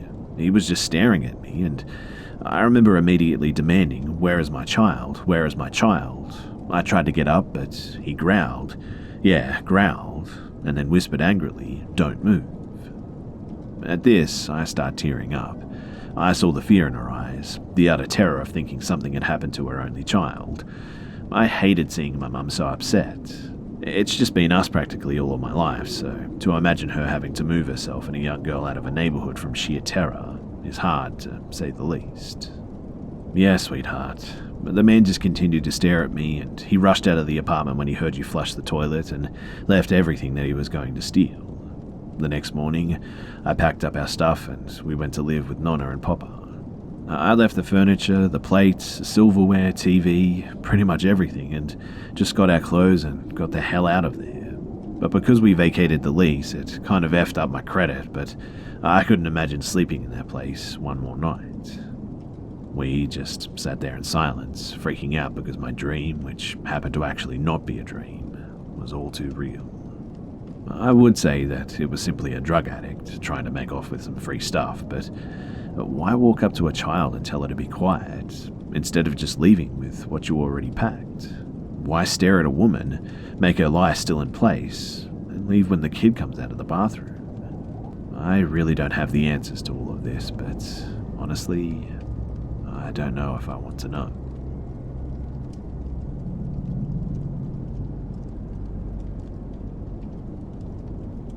My Welsh grandparents have always lived in a beautiful white house surrounded by beautiful gardens bursting with colour. And while myself and my sister and my cousins all have fond memories of our time spent playing around my grandparents' house, we all shared the same fear in common, being upstairs, particularly alone. We put this down to a creepy painting that was hung in the upstairs corridor. It showed a little boy, probably about 3 to 4 years, looking fearfully to his right, his eyes tearful. The direction in which the boy was looking made it seem as though he was scared by something at the far end of the upstairs corridor, which was windowless and led to an old-style writing desk, and a creepy-looking attic hatch too. In fact, we became so fearful of this painting that we could only go upstairs in the company of an adult or each other, leading to my grandparents replacing the painting with something a little cheerier. Despite this, though, we all remained spooked by the upstairs of the house for many years after that, all claiming to feel a strange sort of vibe when up there, especially when alone. But the night that I actually saw something, I was well into my late teenage years. However, was still fearful of the upstairs of the house. Since my family did not live in Wales, we could have holidays at the house. My sister and I would often share the same room too. Being somewhat afraid of the dark and long-term creeped out by the room, I slept by the window, leaving the curtains wide open to the streetlight directly outside the window shining into the bedroom, illuminating the room in a dull yellow, enough to see the outlines of the contents of the room. This night, I woke around 2 a.m. and quickly realized that I wouldn't be getting back to sleep soon due to the fact that I was awake and aware of the fact that I was not going to be able to sleep for a while due to the creepiness of being the only one awake. I decided to go on my iPhone for a bit instead, before sitting up and looking out of the window, taking in the view from my bedroom window as cars drifted by silently in the night, their headlights briefly casting light across the ceiling. I went back on my phone for a while and then something caught my eye. My sister, in a bed parallel to mine, seemed to be sitting hunched over on the end of her bed, her head bowed. Having a fear of sickness, my immediate response was to be concerned that she was feeling unwell, so I asked what she was doing, to no reply. Again, more urgently, I asked what she was doing, before repeating her name a couple of times, and then once more, loudly, and at this point, a head grumbled from the top of my sister's bed, and a faint, "What?" I looked at my sister's pillow, and she was curled up asleep, obviously having not moved in a while. My eyes instantly shot to the foot of her bed, and the slouched figure had vanished.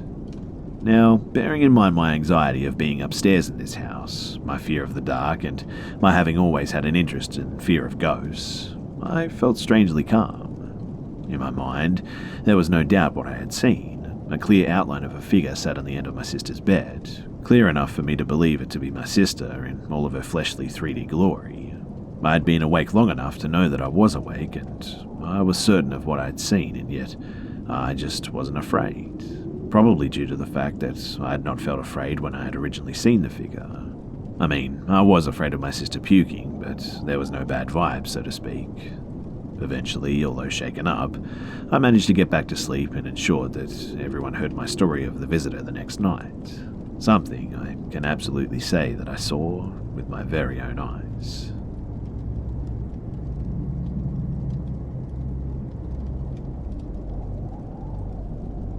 About 15 years ago, I lived in Sulphur, Oklahoma. My playground, the Chickasaw National Recreation Area. I love that park so much, and I rode more miles on my bike than anywhere else. I've also walked every trail and rode every road. Pretty much every day too, I would ride my mountain bike up and down the trails and would be home by nightfall. One night, however, I had rode out a bit further than usual. On my way back, however, I decided to ride the trail from an area known as Buffalo Springs, where they have live buffalo roam and there's a large spring or fountain there for all to enjoy. As I was riding back, I knew the end of the trail was coming up and I'd have to cross a stone bridge across the creek, then up the road to my home. It was dark at this time and all I had to use to see was the full moon. I was maybe a few hundred yards from it when I got a sharp pain in my left thigh. I stopped and looked around to see what just hit me, and then I heard a noise sounding like something hitting the ground hard in front of me.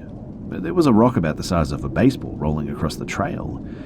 Me, confused, starts to look up the side of this hill, and just as I turn my head to look, I almost fall off my bike when another rock comes flying down and hitting my front wheel.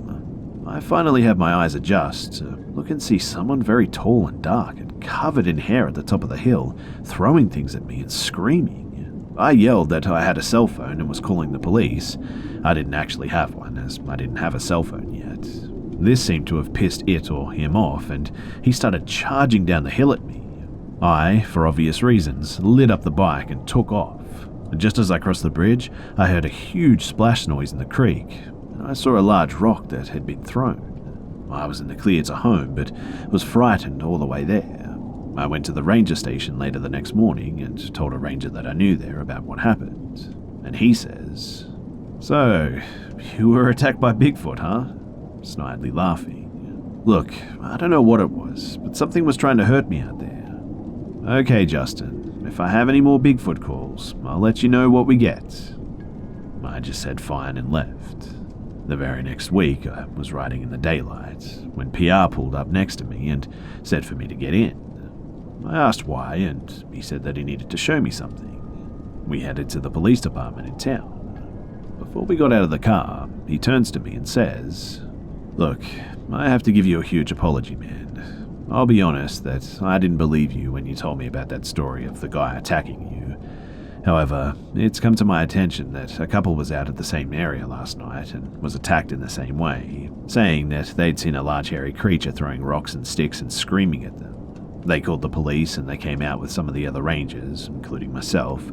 I immediately thought about what you had told me when we arrived and started up the hill. Sure enough, we were having rocks and things thrown at us too. Guns drawn and yelling, 2 officers tackled a man to the ground. He was 6.5 feet tall, naked, covered in mud, and had long hair and a large beard. Allegedly, he had escaped from the Veterans Center across Veterans Lake. Apparently, he thought he was back in Vietnam and he was trying to take out the enemy. He said that I was very lucky because he was trying to kill me. We went inside so I could give the police my statement as to what had happened. They had him sent to a more secure facility somewhere else, and to this day I still get the shivers when I hike that trail, and I always keep my eyes on the ridgetop.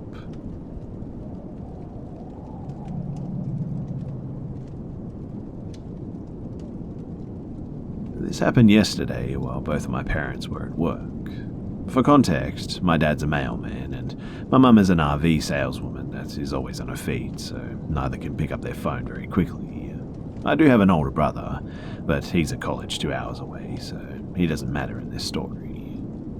So, I was sitting in the living room with my dog, a fairly big German Shepherd, but he can't do much harm, when I heard people talking in the hallway. This isn't unusual because I live in a third-floor apartment and there's a noisy family next door that brings over friends a lot. This was also a Saturday, so I wasn't expecting it to be completely quiet. I obviously just ignore the talking since it's not that loud and I had headphones on. But my dog perks up and walks towards the door with an alert posture. The hair on his back was sticking up, which he usually never does, so I got up concerned and I took my headphones out. And this is when I heard the voices from before, which were 2 adult men, yelling very loudly in the apartment hallway. I got a bit freaked out, so I pushed my dog away from the door, made sure it was locked, and crept towards it to make sure that they weren't near my place. When I looked out at the peephole, I couldn't see either of them, and because the only blind spot in my peephole is directly to the right, I knew that they were at my neighbour's. As I'm leaning against it, my whole front door just starts shaking because the men are banging on the neighbour's door so hard and yelling. It's at this point that I grab my dog and pull him into the room while I try to call my dad, who luckily picks up in a few rings. He told me that I should just stay in my room and stay quiet, and that they would go away. It'll become very obvious that my dad has really bad advice soon too. I did stay in my room for the most part, but I called my best friend just to have someone on the phone because my dad couldn't stay on. My room is the furthest from the door, so they definitely wouldn't have heard me whispering to my friend in this situation. And after about 5 minutes, I didn't hear the banging, and I told my friend that I was going to check if I could hear anything. When I got out there, I didn't hear the banging anymore, so I got closer to the door. I looked out of the peephole, and I could see one of them pacing. All I remember was that he was bald, tall and white, since I was in so much shock. I freaked out again and started creeping back to my room when I heard one of them say, "Maybe we have the wrong house." This threw me into a full-blown panic attack, since my identical apartment door is 5 feet away from my neighbour's, and all the others are down a hallway. If they didn't even know the exact number, and they obviously weren't scared to bang on the apartment door midday, they would probably be coming to my door next. So again, I pulled my dog into my brother's room since it had a lock and camped out there. I waited for about another 10 minutes before I heard the banging calm down again, and I couldn't hear any talking from my position. I was texting my friend, who also lives in the complex, what was happening, and it stopping when the banging started again. And this time, it was on my door. They went through the same routine, but this time they were much more aggressive. I could hear them slamming and kicking and hitting my door, all while yelling for some guy to come out. I called my brother later, and he told me that there's no way that he could have been involved in this, especially because he's 19 and those men had to have been at least 25. I called my dad again, and in his panic, he told me to go out of the room and tell them that there's no guy in my apartment through the door, and that I'm just a girl, but I told him that I'm just going to call 911. I know they weren't just looking to break down a door, and that they were targeting this at some guy who did something dirty, but I still didn't want to go out there because, well, one, if they are looking for some guy, I don't know if they have weapons, and in their enraged state they might just call bullcrap on me, but they still have the info on me, which leads me to number 2, I'm a high school freshman girl. I'm 5'4" and 116 pounds, and quite frankly, I have no fight in me whatsoever.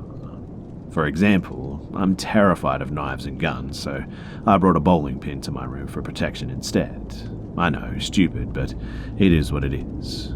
Plus, I was mid-panic attack. I would stand no chance against 2 adult men at my door, so letting them know that I'm a teen girl home alone definitely wasn't the best idea.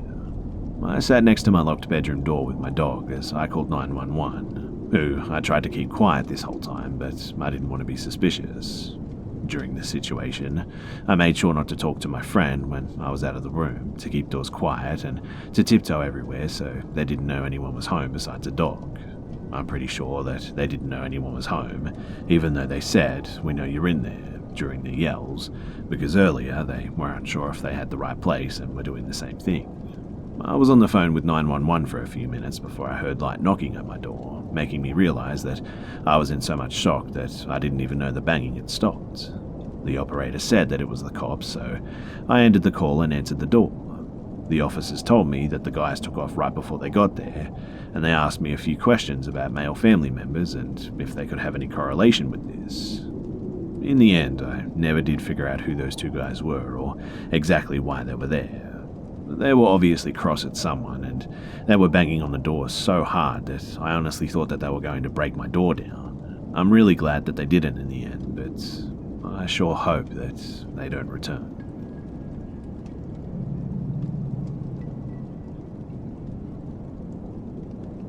I'm an avid believer of the paranormal and always have been, and I think I can attribute that to growing up, or at least spending the early half of my childhood, in a very strange house and neighborhood that some pretty weird stuff happened in. I lived in Wisconsin until I was about 7. If I believe correctly, Wisconsin is a hotspot for the supernatural, which could have easily explained many of these things, I'm sure. They're nothing too over the top or film-worthy or anything, but they definitely did give me the creeps and have stuck with me for the rest of my life. Here are some of the occurrences. So, first and foremost, I'm going to preface this by saying that it was factual that the previous owner of the house had actually ended his own life. My mum was told by our next-door neighbour, who had lived there for a while, shortly after we moved in, but he quickly retracted the statement, saying that he didn't do it in the house. My mum had a digital radio in her bedroom on the dresser, and I just remember being in there and noticing that it suddenly turned on by itself because I saw the blue numbers on the analog clock light up. As a 5, maybe 6-year-old kid, I was only mildly confused by this. She was in the room at the time, I believe, and noticed it too, but somehow didn't freak out, which I later learned was because she didn't want to scare me by saying something or making a big deal of it. The next experience was something that only I was witness to, but once I was sitting in the back seat of the car, I think in the parking lot of my grandma's apartment at night, and sort of just blankly staring at the streetlights when I saw this strange form pass underneath it real quick and then just disappear. It wasn't the shape of a person or anything, just an abstract transparent figure.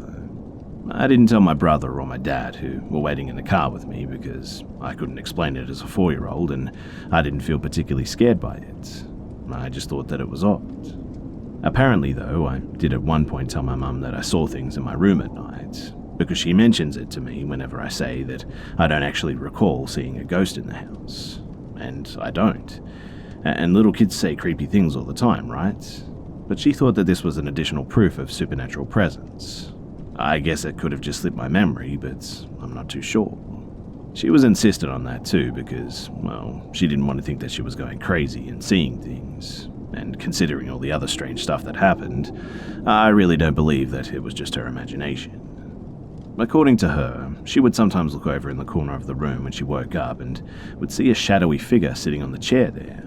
But she emphasizes that the figure was not menacing at all and never tried to harm her or anything, and that it looked sad, in fact, like it was hunched over in its seat looking down. Not like an evil spirit, but rather a lost soul that had nowhere to go after death. Halloween was also an incredibly popular holiday there, celebrated more than Christmas, in fact, which is likely why it's my favorite now and always has been. And probably because my birthday is the day before, which really was a bigger deal when I was a kid than it is now. Everybody went all out though, yards full of witches and zombies, glowing orange lights decking the porches and the roofs, giant inflatable jack-o'-lanterns, you name it. But my mum would take me trick-or-treating around our neighborhood, and nothing particularly weird or creepy ever happened while we were out. But I do distinctly recall one unnerving thing. You see, there was this one house that we'd pass every year that had blood splattered on the door, and I don't mean the fake blood that you get at a Halloween store. I mean like genuine, actual blood that came from something once living. It's not too hard to tell the difference between even the most realistic fake blood and the real deal, and both my mum and I were pretty freaked out by that. Presumably, whoever lived in that house obtained it from a butcher, but I can't help but think that just maybe there was a more sinister reason behind it. But again, who knows? People passing our house would habitually stop and stare though.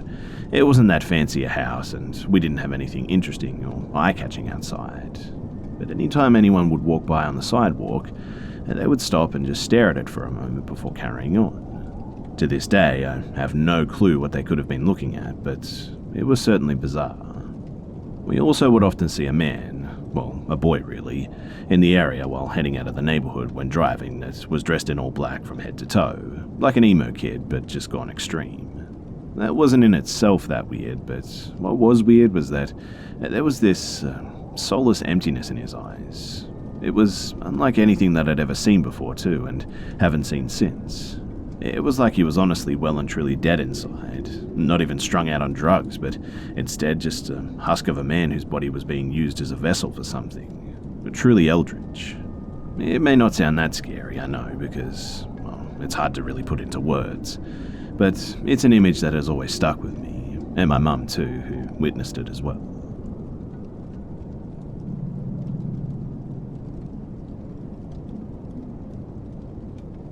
Back when I was 18, I'm a female too.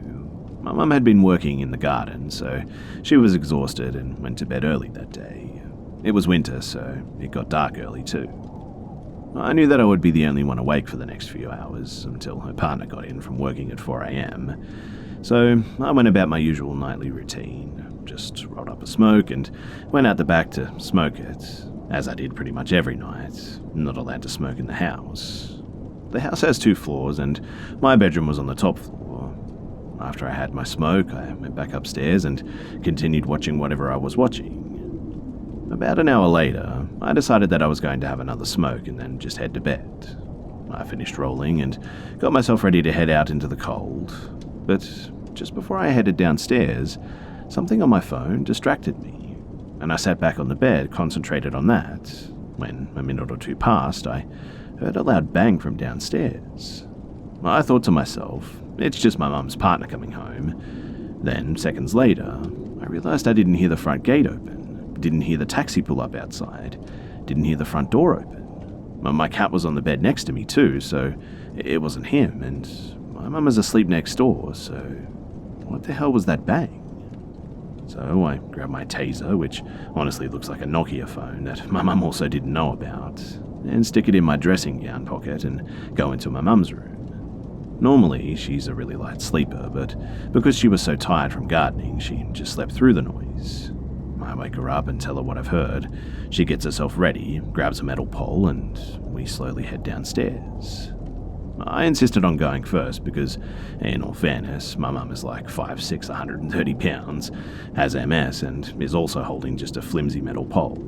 I figure my taser would be a little better should we encounter anyone. Looking around, everything seems fine. However, the last room we check is the bathroom, which is on the ground floor, to find that the window that sits just above the bath is wide open, and our 2 1-litre bottles of shampoo and conditioner, which are on the windowsills, have been knocked into the bath, creating the loud bang. Of course, we're like, what the hell? How could this happen?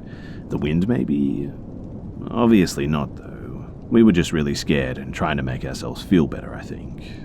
It's like 2:30 a.m. at this point, and my mum calls her partner to tell him that someone has tried to break in through the window and blah blah blah, please come home. His response?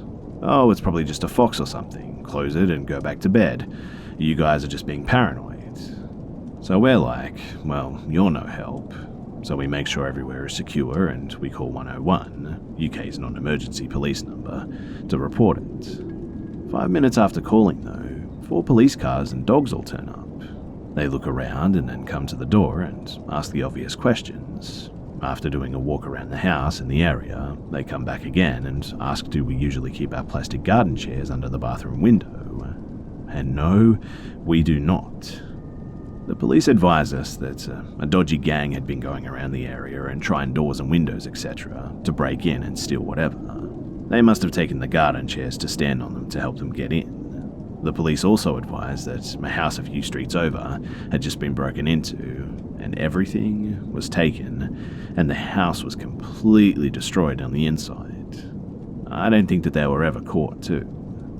But the thing that freaks me out the most about this is that, had I not got distracted by my phone before going out the back to smoke, I would have been outside, sitting on those same chairs in the pitch black.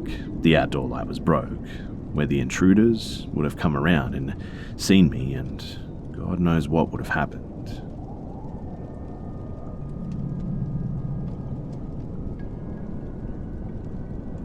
So, I've just recently moved in with my girlfriend, and things are going good between us. But lately, I've had some experiences with things in the past, but it's been a lot going on in a very short time. What I mean is that, usually, things like this are spread out over the course of a few months to a year, but whatever's going on now, it's all happened in about 2 weeks. Since the first time I slept at her house, I felt like I was just being watched. I sort of just brushed it off, though. I mean, the only weird thing that I can recall before moving in was thinking that I saw someone on a couch. It really freaked me out, I must admit, but again, I just kept it to myself. But fast forward to 2 weeks ago, though, we're having an argument and the closet door just swung itself open. Neither of us really acknowledged it because we were both focused on proving our own points.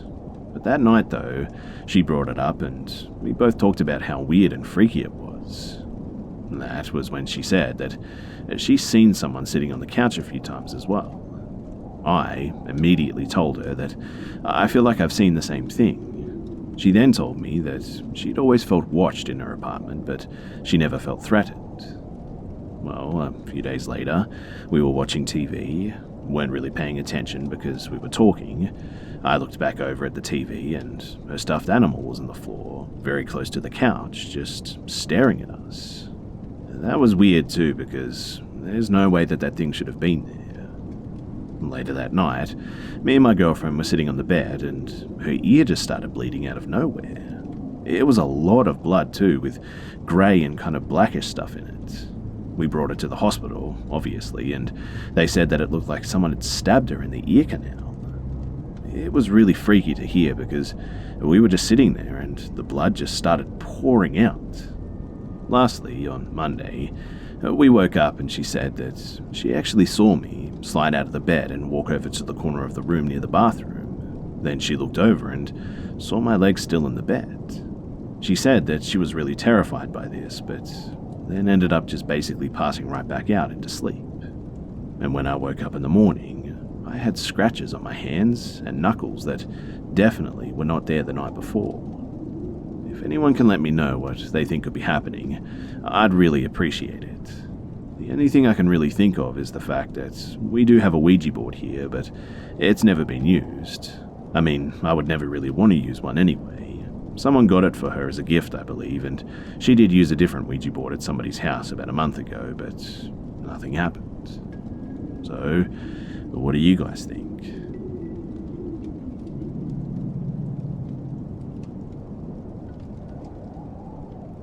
"2002. I was 14 years old, starting freshman year. I was an awkward, nerdy girl that didn't know how to handle attention from boys, so you could say that I made things worse for my situation. I had a knack for making friends with the weird people that no one liked, but I tried to be friendly with everyone that I met, so it wasn't a big deal to me. Unfortunately, that was also my downfall. Clubs were a big deal, and they actually had an anime club, so of course I was all about that.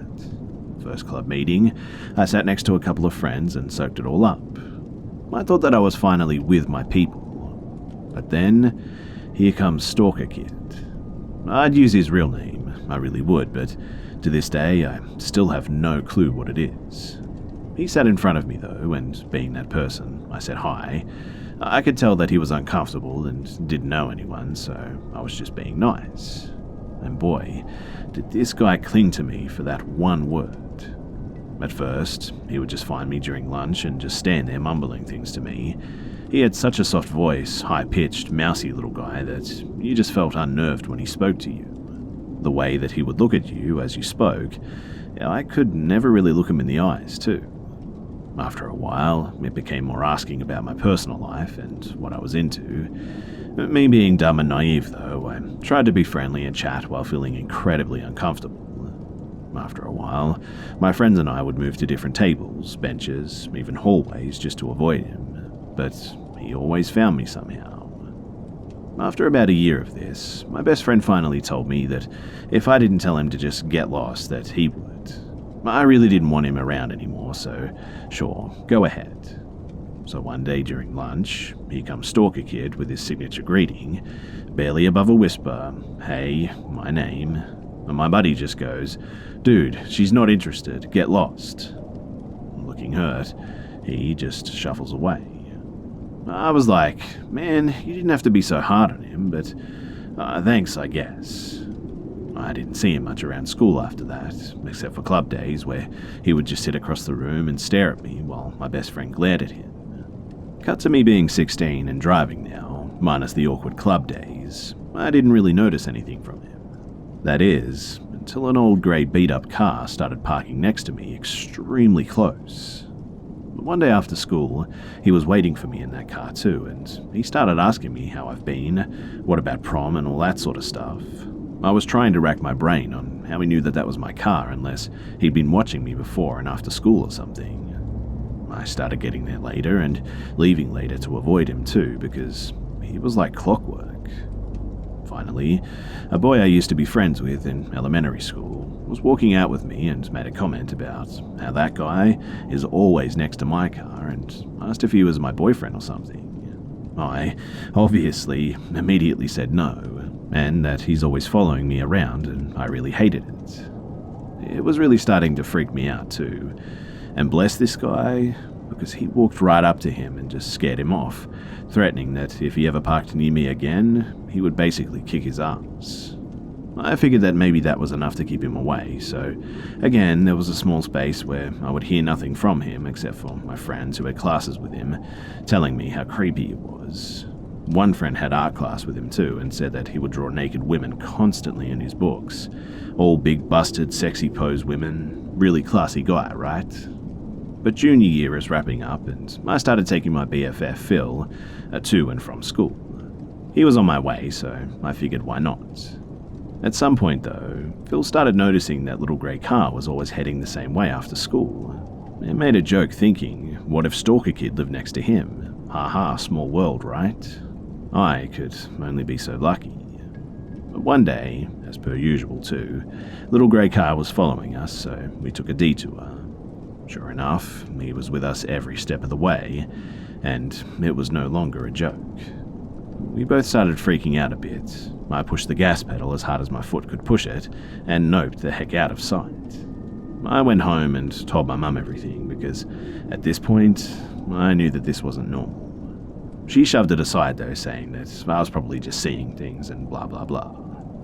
Well, it came time for our end-of-year club party. Of course, SK, Stalker Kid, was a senior, so I would never have to see him again.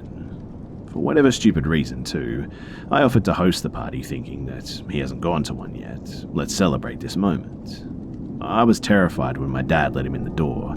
I don't remember giving him an invitation to the party, so someone must have given it to him. He spent the whole party talking to me, my dad too, being all buddy-buddy with him, asking me where my room was, and I honestly just wanted to cry and hide at that point. It was all downhill after that as well.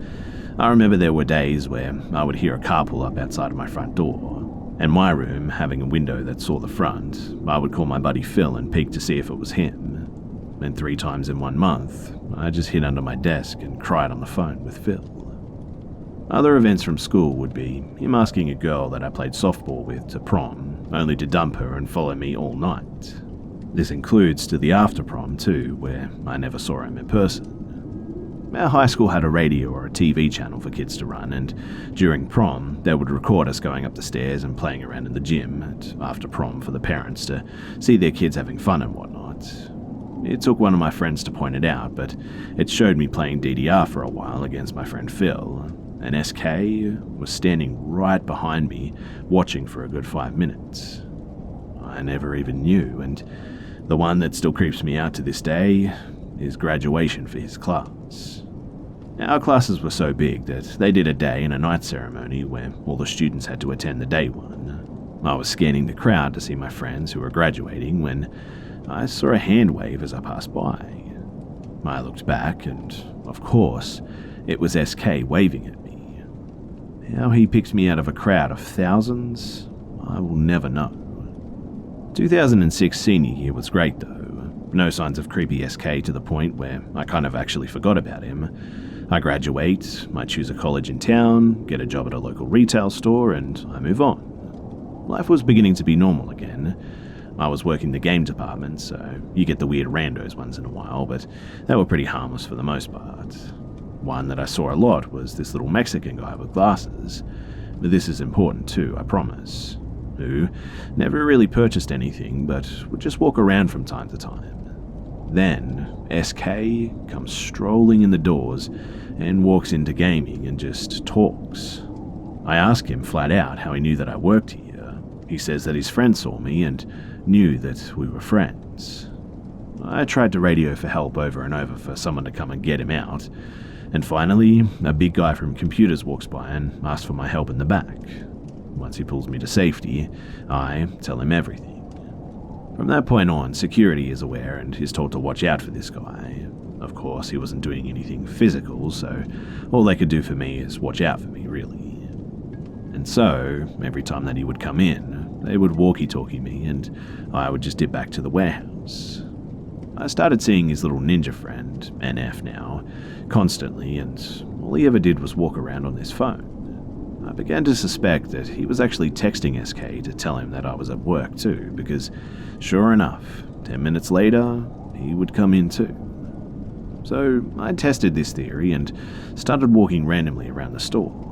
At one point, a friend who worked register asked why I would do this, so I had her take a walk with me on her break. I told her this NF would follow us everywhere, even just going down a random aisle. And sure enough, he did just that, and she began to freak out. A few minutes later, I told her that my stalker would walk through those doors. And again, sure enough, there he was. So, I'm making my way to the warehouse, and out steps Ninja Friend from an aisle and says, "She's right here." I just stared at him like, "Who the hell do you think you are?" SK walks up behind me and asks why I'm always running away from him, and he lost my number and asks if I can give it to him again. I say, knowing damn good and well that I never actually gave it to him, sure. I go to the warehouse, right, this is where I work, don't ever come here again, and hand it to him and glare at his friend, walkie security about him and sit in the warehouse and basically just break down. Security tells me later that apparently he also cried while they took him out. Later that day, as I'm leaving work, security offers to walk me to my car. This, of course, isn't really to the rules, but friends caring about friends, so I say sure. And SK is out by my car waiting for me. So this is where security says screw it, and calls the police, which are conveniently next to their headquarters. He books it when he sees the car, and after that, I don't see him for a while. A few years go by, nothing really comes up. I buy a fancy new car, and I don't see him much. I'm thinking that must have done the trick, and I'm finally free. But at one point, my buddies and I are leaving work, ready to hit a night at the bar per usual, Thursday deal. We're all walking out the door, where we all have to stand and wait to hear the alarm sound to verify it's armed. And as we're walking out, I hear it. That awful sound of hey and my name. I cringe and I grab my friend's arm and I turn. There he is leaning on his car, waiting. My friend recognizes him straight away and asks what he wants. The guy says that he just wants to talk to me. He didn't even see my car, so he didn't think I worked here anymore. His other friend is sitting in the back seat of his car, just staring at me blankly. I start to think the worst. If my friends leave me here, my gut tells me that I'm not coming to work the next day, or ever for that matter. I'm terrified that he's had years of time to think about our last encounter where I wrote my number down and made him cry. I grab my friend's arm tighter and my friend just goes off, pretends to be my boyfriend and rips into him. My friend is about 2 feet taller and much, much bigger. They get into it, and I'm just standing in the parking lot. And I'm a terrible person for this, but I'm sure you understand at this point, thinking kick his ass. He spooks SK so bad that I'm pretty sure he actually pissed himself before getting into his car and just booking it. And ever since, if he comes into the store, my friend just stares him down from his office and he leaves. Oh, and he never actually bought anything in all the years that he was coming there as well. Years later, I've moved on, gotten married, and even moved out of town. Recently, we've moved back to start a business, and to this day, I still feel myself looking behind me at stores just in case I randomly bump into this guy.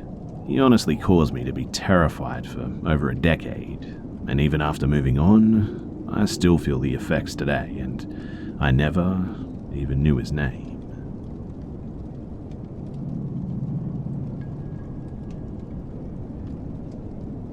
I've had many paranormal experiences, but they've always just been me seeing a shadow here and there, hearing a voice when no one else was home, stuff like that. I saw a tall hooded figure around my house a couple of times, and every time I did, I've just kind of shrugged it off because I was able to simply describe them as ghosts, and that was it. But there was one event that I've never been able to figure out what exactly happened. So, hopefully sharing this will result in someone helping me figure this out. A few years ago, I was in my basement painting. It was maybe 7 in the evening, I think, and I heard my mum call for me to put my dog in her cage. She was still a puppy and not quite potty trained yet. So I went upstairs and I put her in bed. As I was making sure the cage door was secure, I heard someone walking towards me.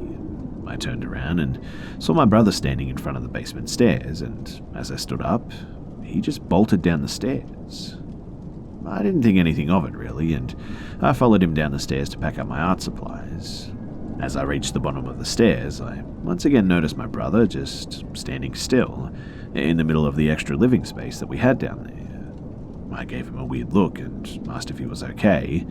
He simply looked at me and slowly nodded his head and went back to just staring into space. I did think that it was pretty odd, but I wasn't about to question him further, so I just let it go. After I finished putting my paints away, I saw my brother walk into his room. His room was in the basement, and said that he was going to bed. He closed the door and turned off the light, and that was pretty much the end of it. I walked past his room and went upstairs. As I was approaching the second set of stairs that leads to the second story of the house, I hear someone walking down the stairs. I look up and I stop dead in my tracks, because standing there, right there in front of me, was my brother again. He was walking down the stairs with a set of bathroom supplies in his hands. I called him out and I explained to him how I'd just seen him go into his room to sleep, but he swore that he'd been upstairs for the last hour because my mum forced him to clean the bathroom. It would have been impossible for him to walk into his room, close the door, run back up 2 flights of stairs, gather the bathroom supplies, and then meet me at the bottom of the first level stairs without me seeing him run around like a maniac or something. And no, we don't have any trapdoors or anything in my house, so it just wasn't possible. People have told me that it was a skinwalker, people have said that it was a demon, people have said that it was a glitch in the Matrix, but I'm really not sure what the hell happened. This isn't the only time that something like this has actually happened in my house too. My sister-in-law, for instance, claimed that she saw me sitting on my bed with my hair covering my face, and then when she got down to the kitchen, she saw me eating some food. She started crying because she, and I quote, waved at the damn thing and it limply held up its hand in response. My family has always been involved with some sort of paranormal activity. My mum and I always see a tall black hooded figure in my house. My boyfriend once saw it in my basement and brother once saw it in my doorway. I'm really not sure if this hooded man has anything to do with what happened to me and my sister-in-law, but I have no clue how to figure out what this is. Because one thing I do know for sure is that that was not my brother.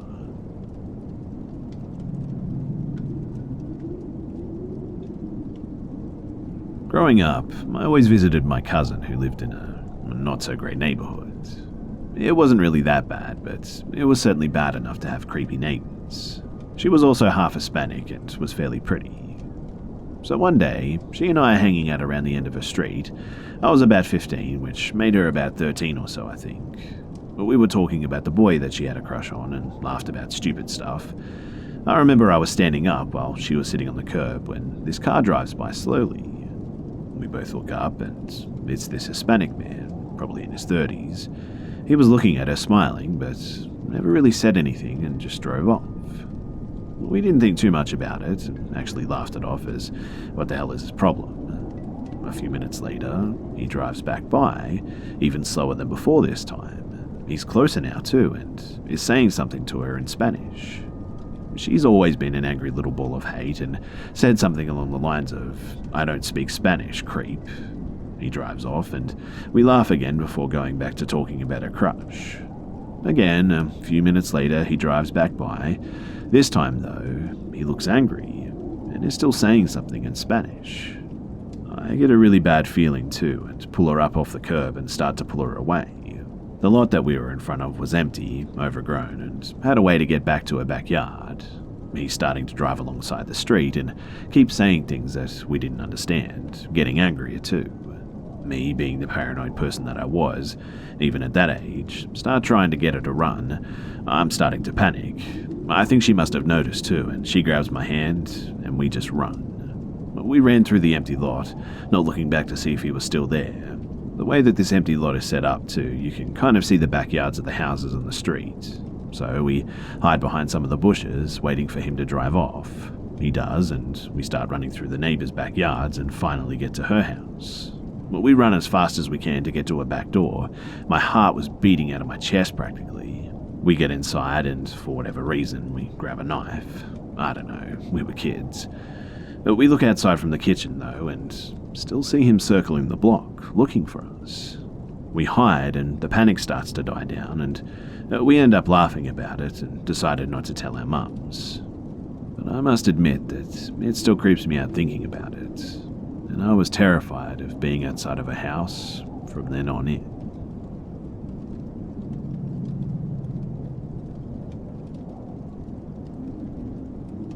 So I'm from Mexico, and this is the story of my old house. When I was 2 years old, my parents found a house at a pretty good price, so they decided to buy it. But there's nothing much to say about the first few years since I was too little, but my parents and older brother told me about some stuff that happened in the first few months there. At the end of the first week in the house, my mum woke up and found that the stairs had lines coloured with crayons. She blamed my brother, and then they cleaned the stairs. 2 days later, the stairs had the coloured lines again, and this time, my mum threw away the crayons. After 1 week without crayons, my mum found the stairs with black lines painted on them, and that was when she began to think that something really weird was happening.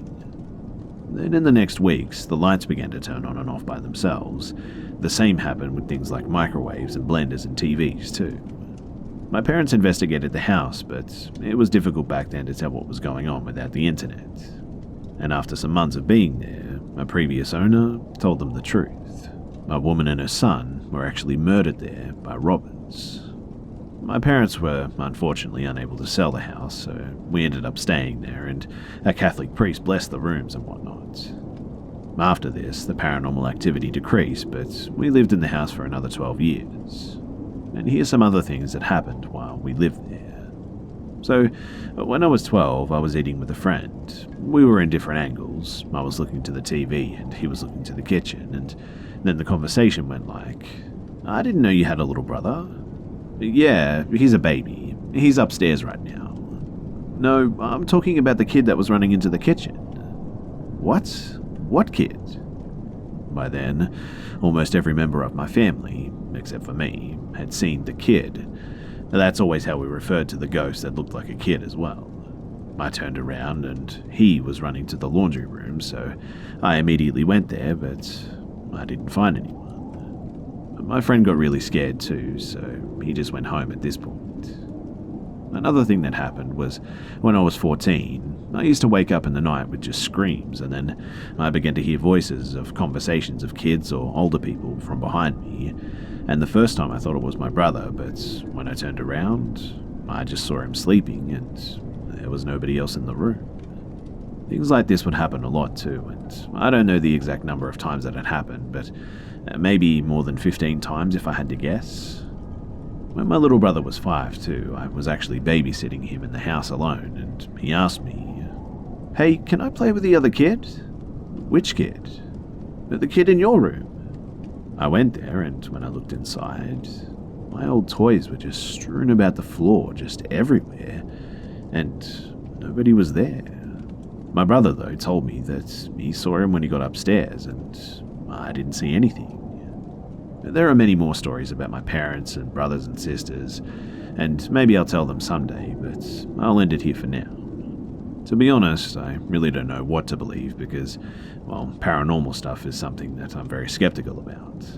Sometimes I do search stories up to help me believe, but most stories look, well, like a lie if I'm being honest. So I'm really still not a believer, but this is something that I've never been able to explain.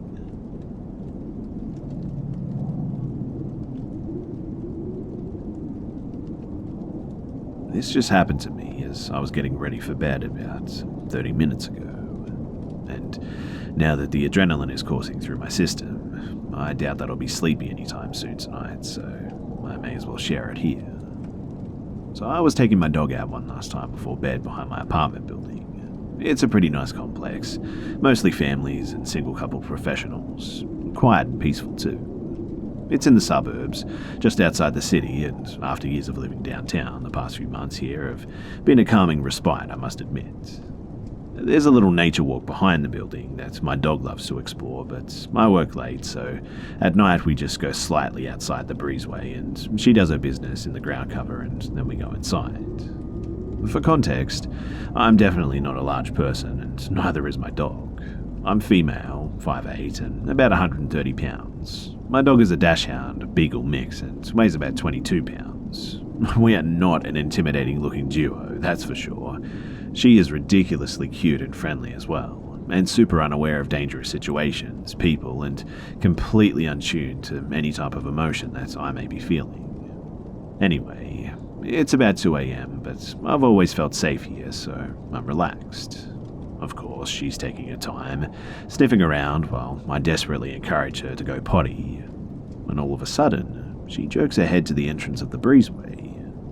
I live on the ground floor in the front of the building, and there's a guy, 20s, around 6'3", 6'4", pretty built, shoulder-length twists, wearing a grey t-shirt and black shorts, walking towards the entrance. The neighbours across the hall are black, so at first I assumed he was visiting them, as he kind of lingered for a second in front of their door. They have a lot of people, mostly family, that visit often. Some of them are in their 20s and stop by late. I usually say hi to them if I'm taking my dog out after work, so I knew immediately that I didn't recognise him. But then, he just kept walking towards me, picking up his pace a bit. And it was then that I noticed that he had a gun in his right hand by his side. I was initially distracted because he was nervously twisting a piece of his hair near his scalp with his left hand. The neighbours in the back 2 apartments probably wouldn't be expecting this guy at 2 a.m. brandishing an impressively large and menacing handgun, so that pretty much narrowed down his intended target. He was also making direct eye contact with me. I'm sure that all of this happened in a few seconds, but it felt like time had slowed down. At first I thought, that kind of looks like a gun. Then, holy crap, that's a gun. Then hopefully, is there an orange tip? Then, that's a big-ass gun. And then, let's come up with some good ideas, really fast. And finally, your ass is about to get mugged. I did a quick moment to admire the irony of getting robbed all the way up here in the boring old Vinnings. Well, I never had an issue in all the years I lived in Atlanta. But crime can happen anywhere, and right now, I have a bit of an issue. Up to this point, I've been frozen with a mixture of fear and horror. And at some point, I decide screw it, I'm out. Right as he reached a distance where he was about 7 to 8 feet away, I cheerfully told my dog, good girl, and then started walking towards him. There really wasn't any other direction to go, because behind the apartment is the unlit nature area, and that really didn't seem like a good idea. To be frank, none of my ideas seemed good, but I had picked a casual upbeat pretend nothing is wrong route, and deep down I'm thinking, this plan is screwed. And of course, my dog tries to make friends with this guy as we walk past. I swear to you that this dog has no sense in her head whatsoever. At this point, time is moving so slow that it might as well be going backwards. I pull her leash tighter and tried to squeak out a cheerful sorry. Unsure of whether or not it landed, I dragged her to my front door as fast as I could while trying to sound a casual, "Come on, girl," and praying that I didn't get shot in the back. And turning my back to that dude was honestly one of the scariest things that I've ever chosen to do. He only said one thing too as we passed. He said, "Hi, puppy," and that was it. I didn't look back and just dragged my dog inside and locked the door pretty quickly. I am very thankful too that he didn't try to follow me inside. I panicked, fight or flight stuff, and my decision was it's time to go and let's get the hell out of here. The fear was awful, sheer dread in the pit of my stomach, unknowingness. Shaking like crazy though, I threw my dog into my bed and I called 911. I could barely speak to the 911 operator. I was so scared with the irrational thought that he might hear me calling through the door. The cops were out about 10 minutes later though to look around and take a report. They were definitely concerned and asked a lot of questions, but there wasn't much else that they could do. Oh, and by the way, the courtesy officer that lives here is also a detective and asked me about the incident. He said that the description of the guy actually matched someone who's suspected of a few crimes in this area. He was kind of vague on the details, but said that he would bring a photo by to see if he looked like the same person. And needless to say, I've spent the past few days on edge. G'day mates, it's Busta here. I hope you guys enjoyed the video, and if you would like to help me out, then please go ahead and watch another video by clicking on a card on the screen. As always guys, thanks for all the love and support, and I'll see you mates in the next one.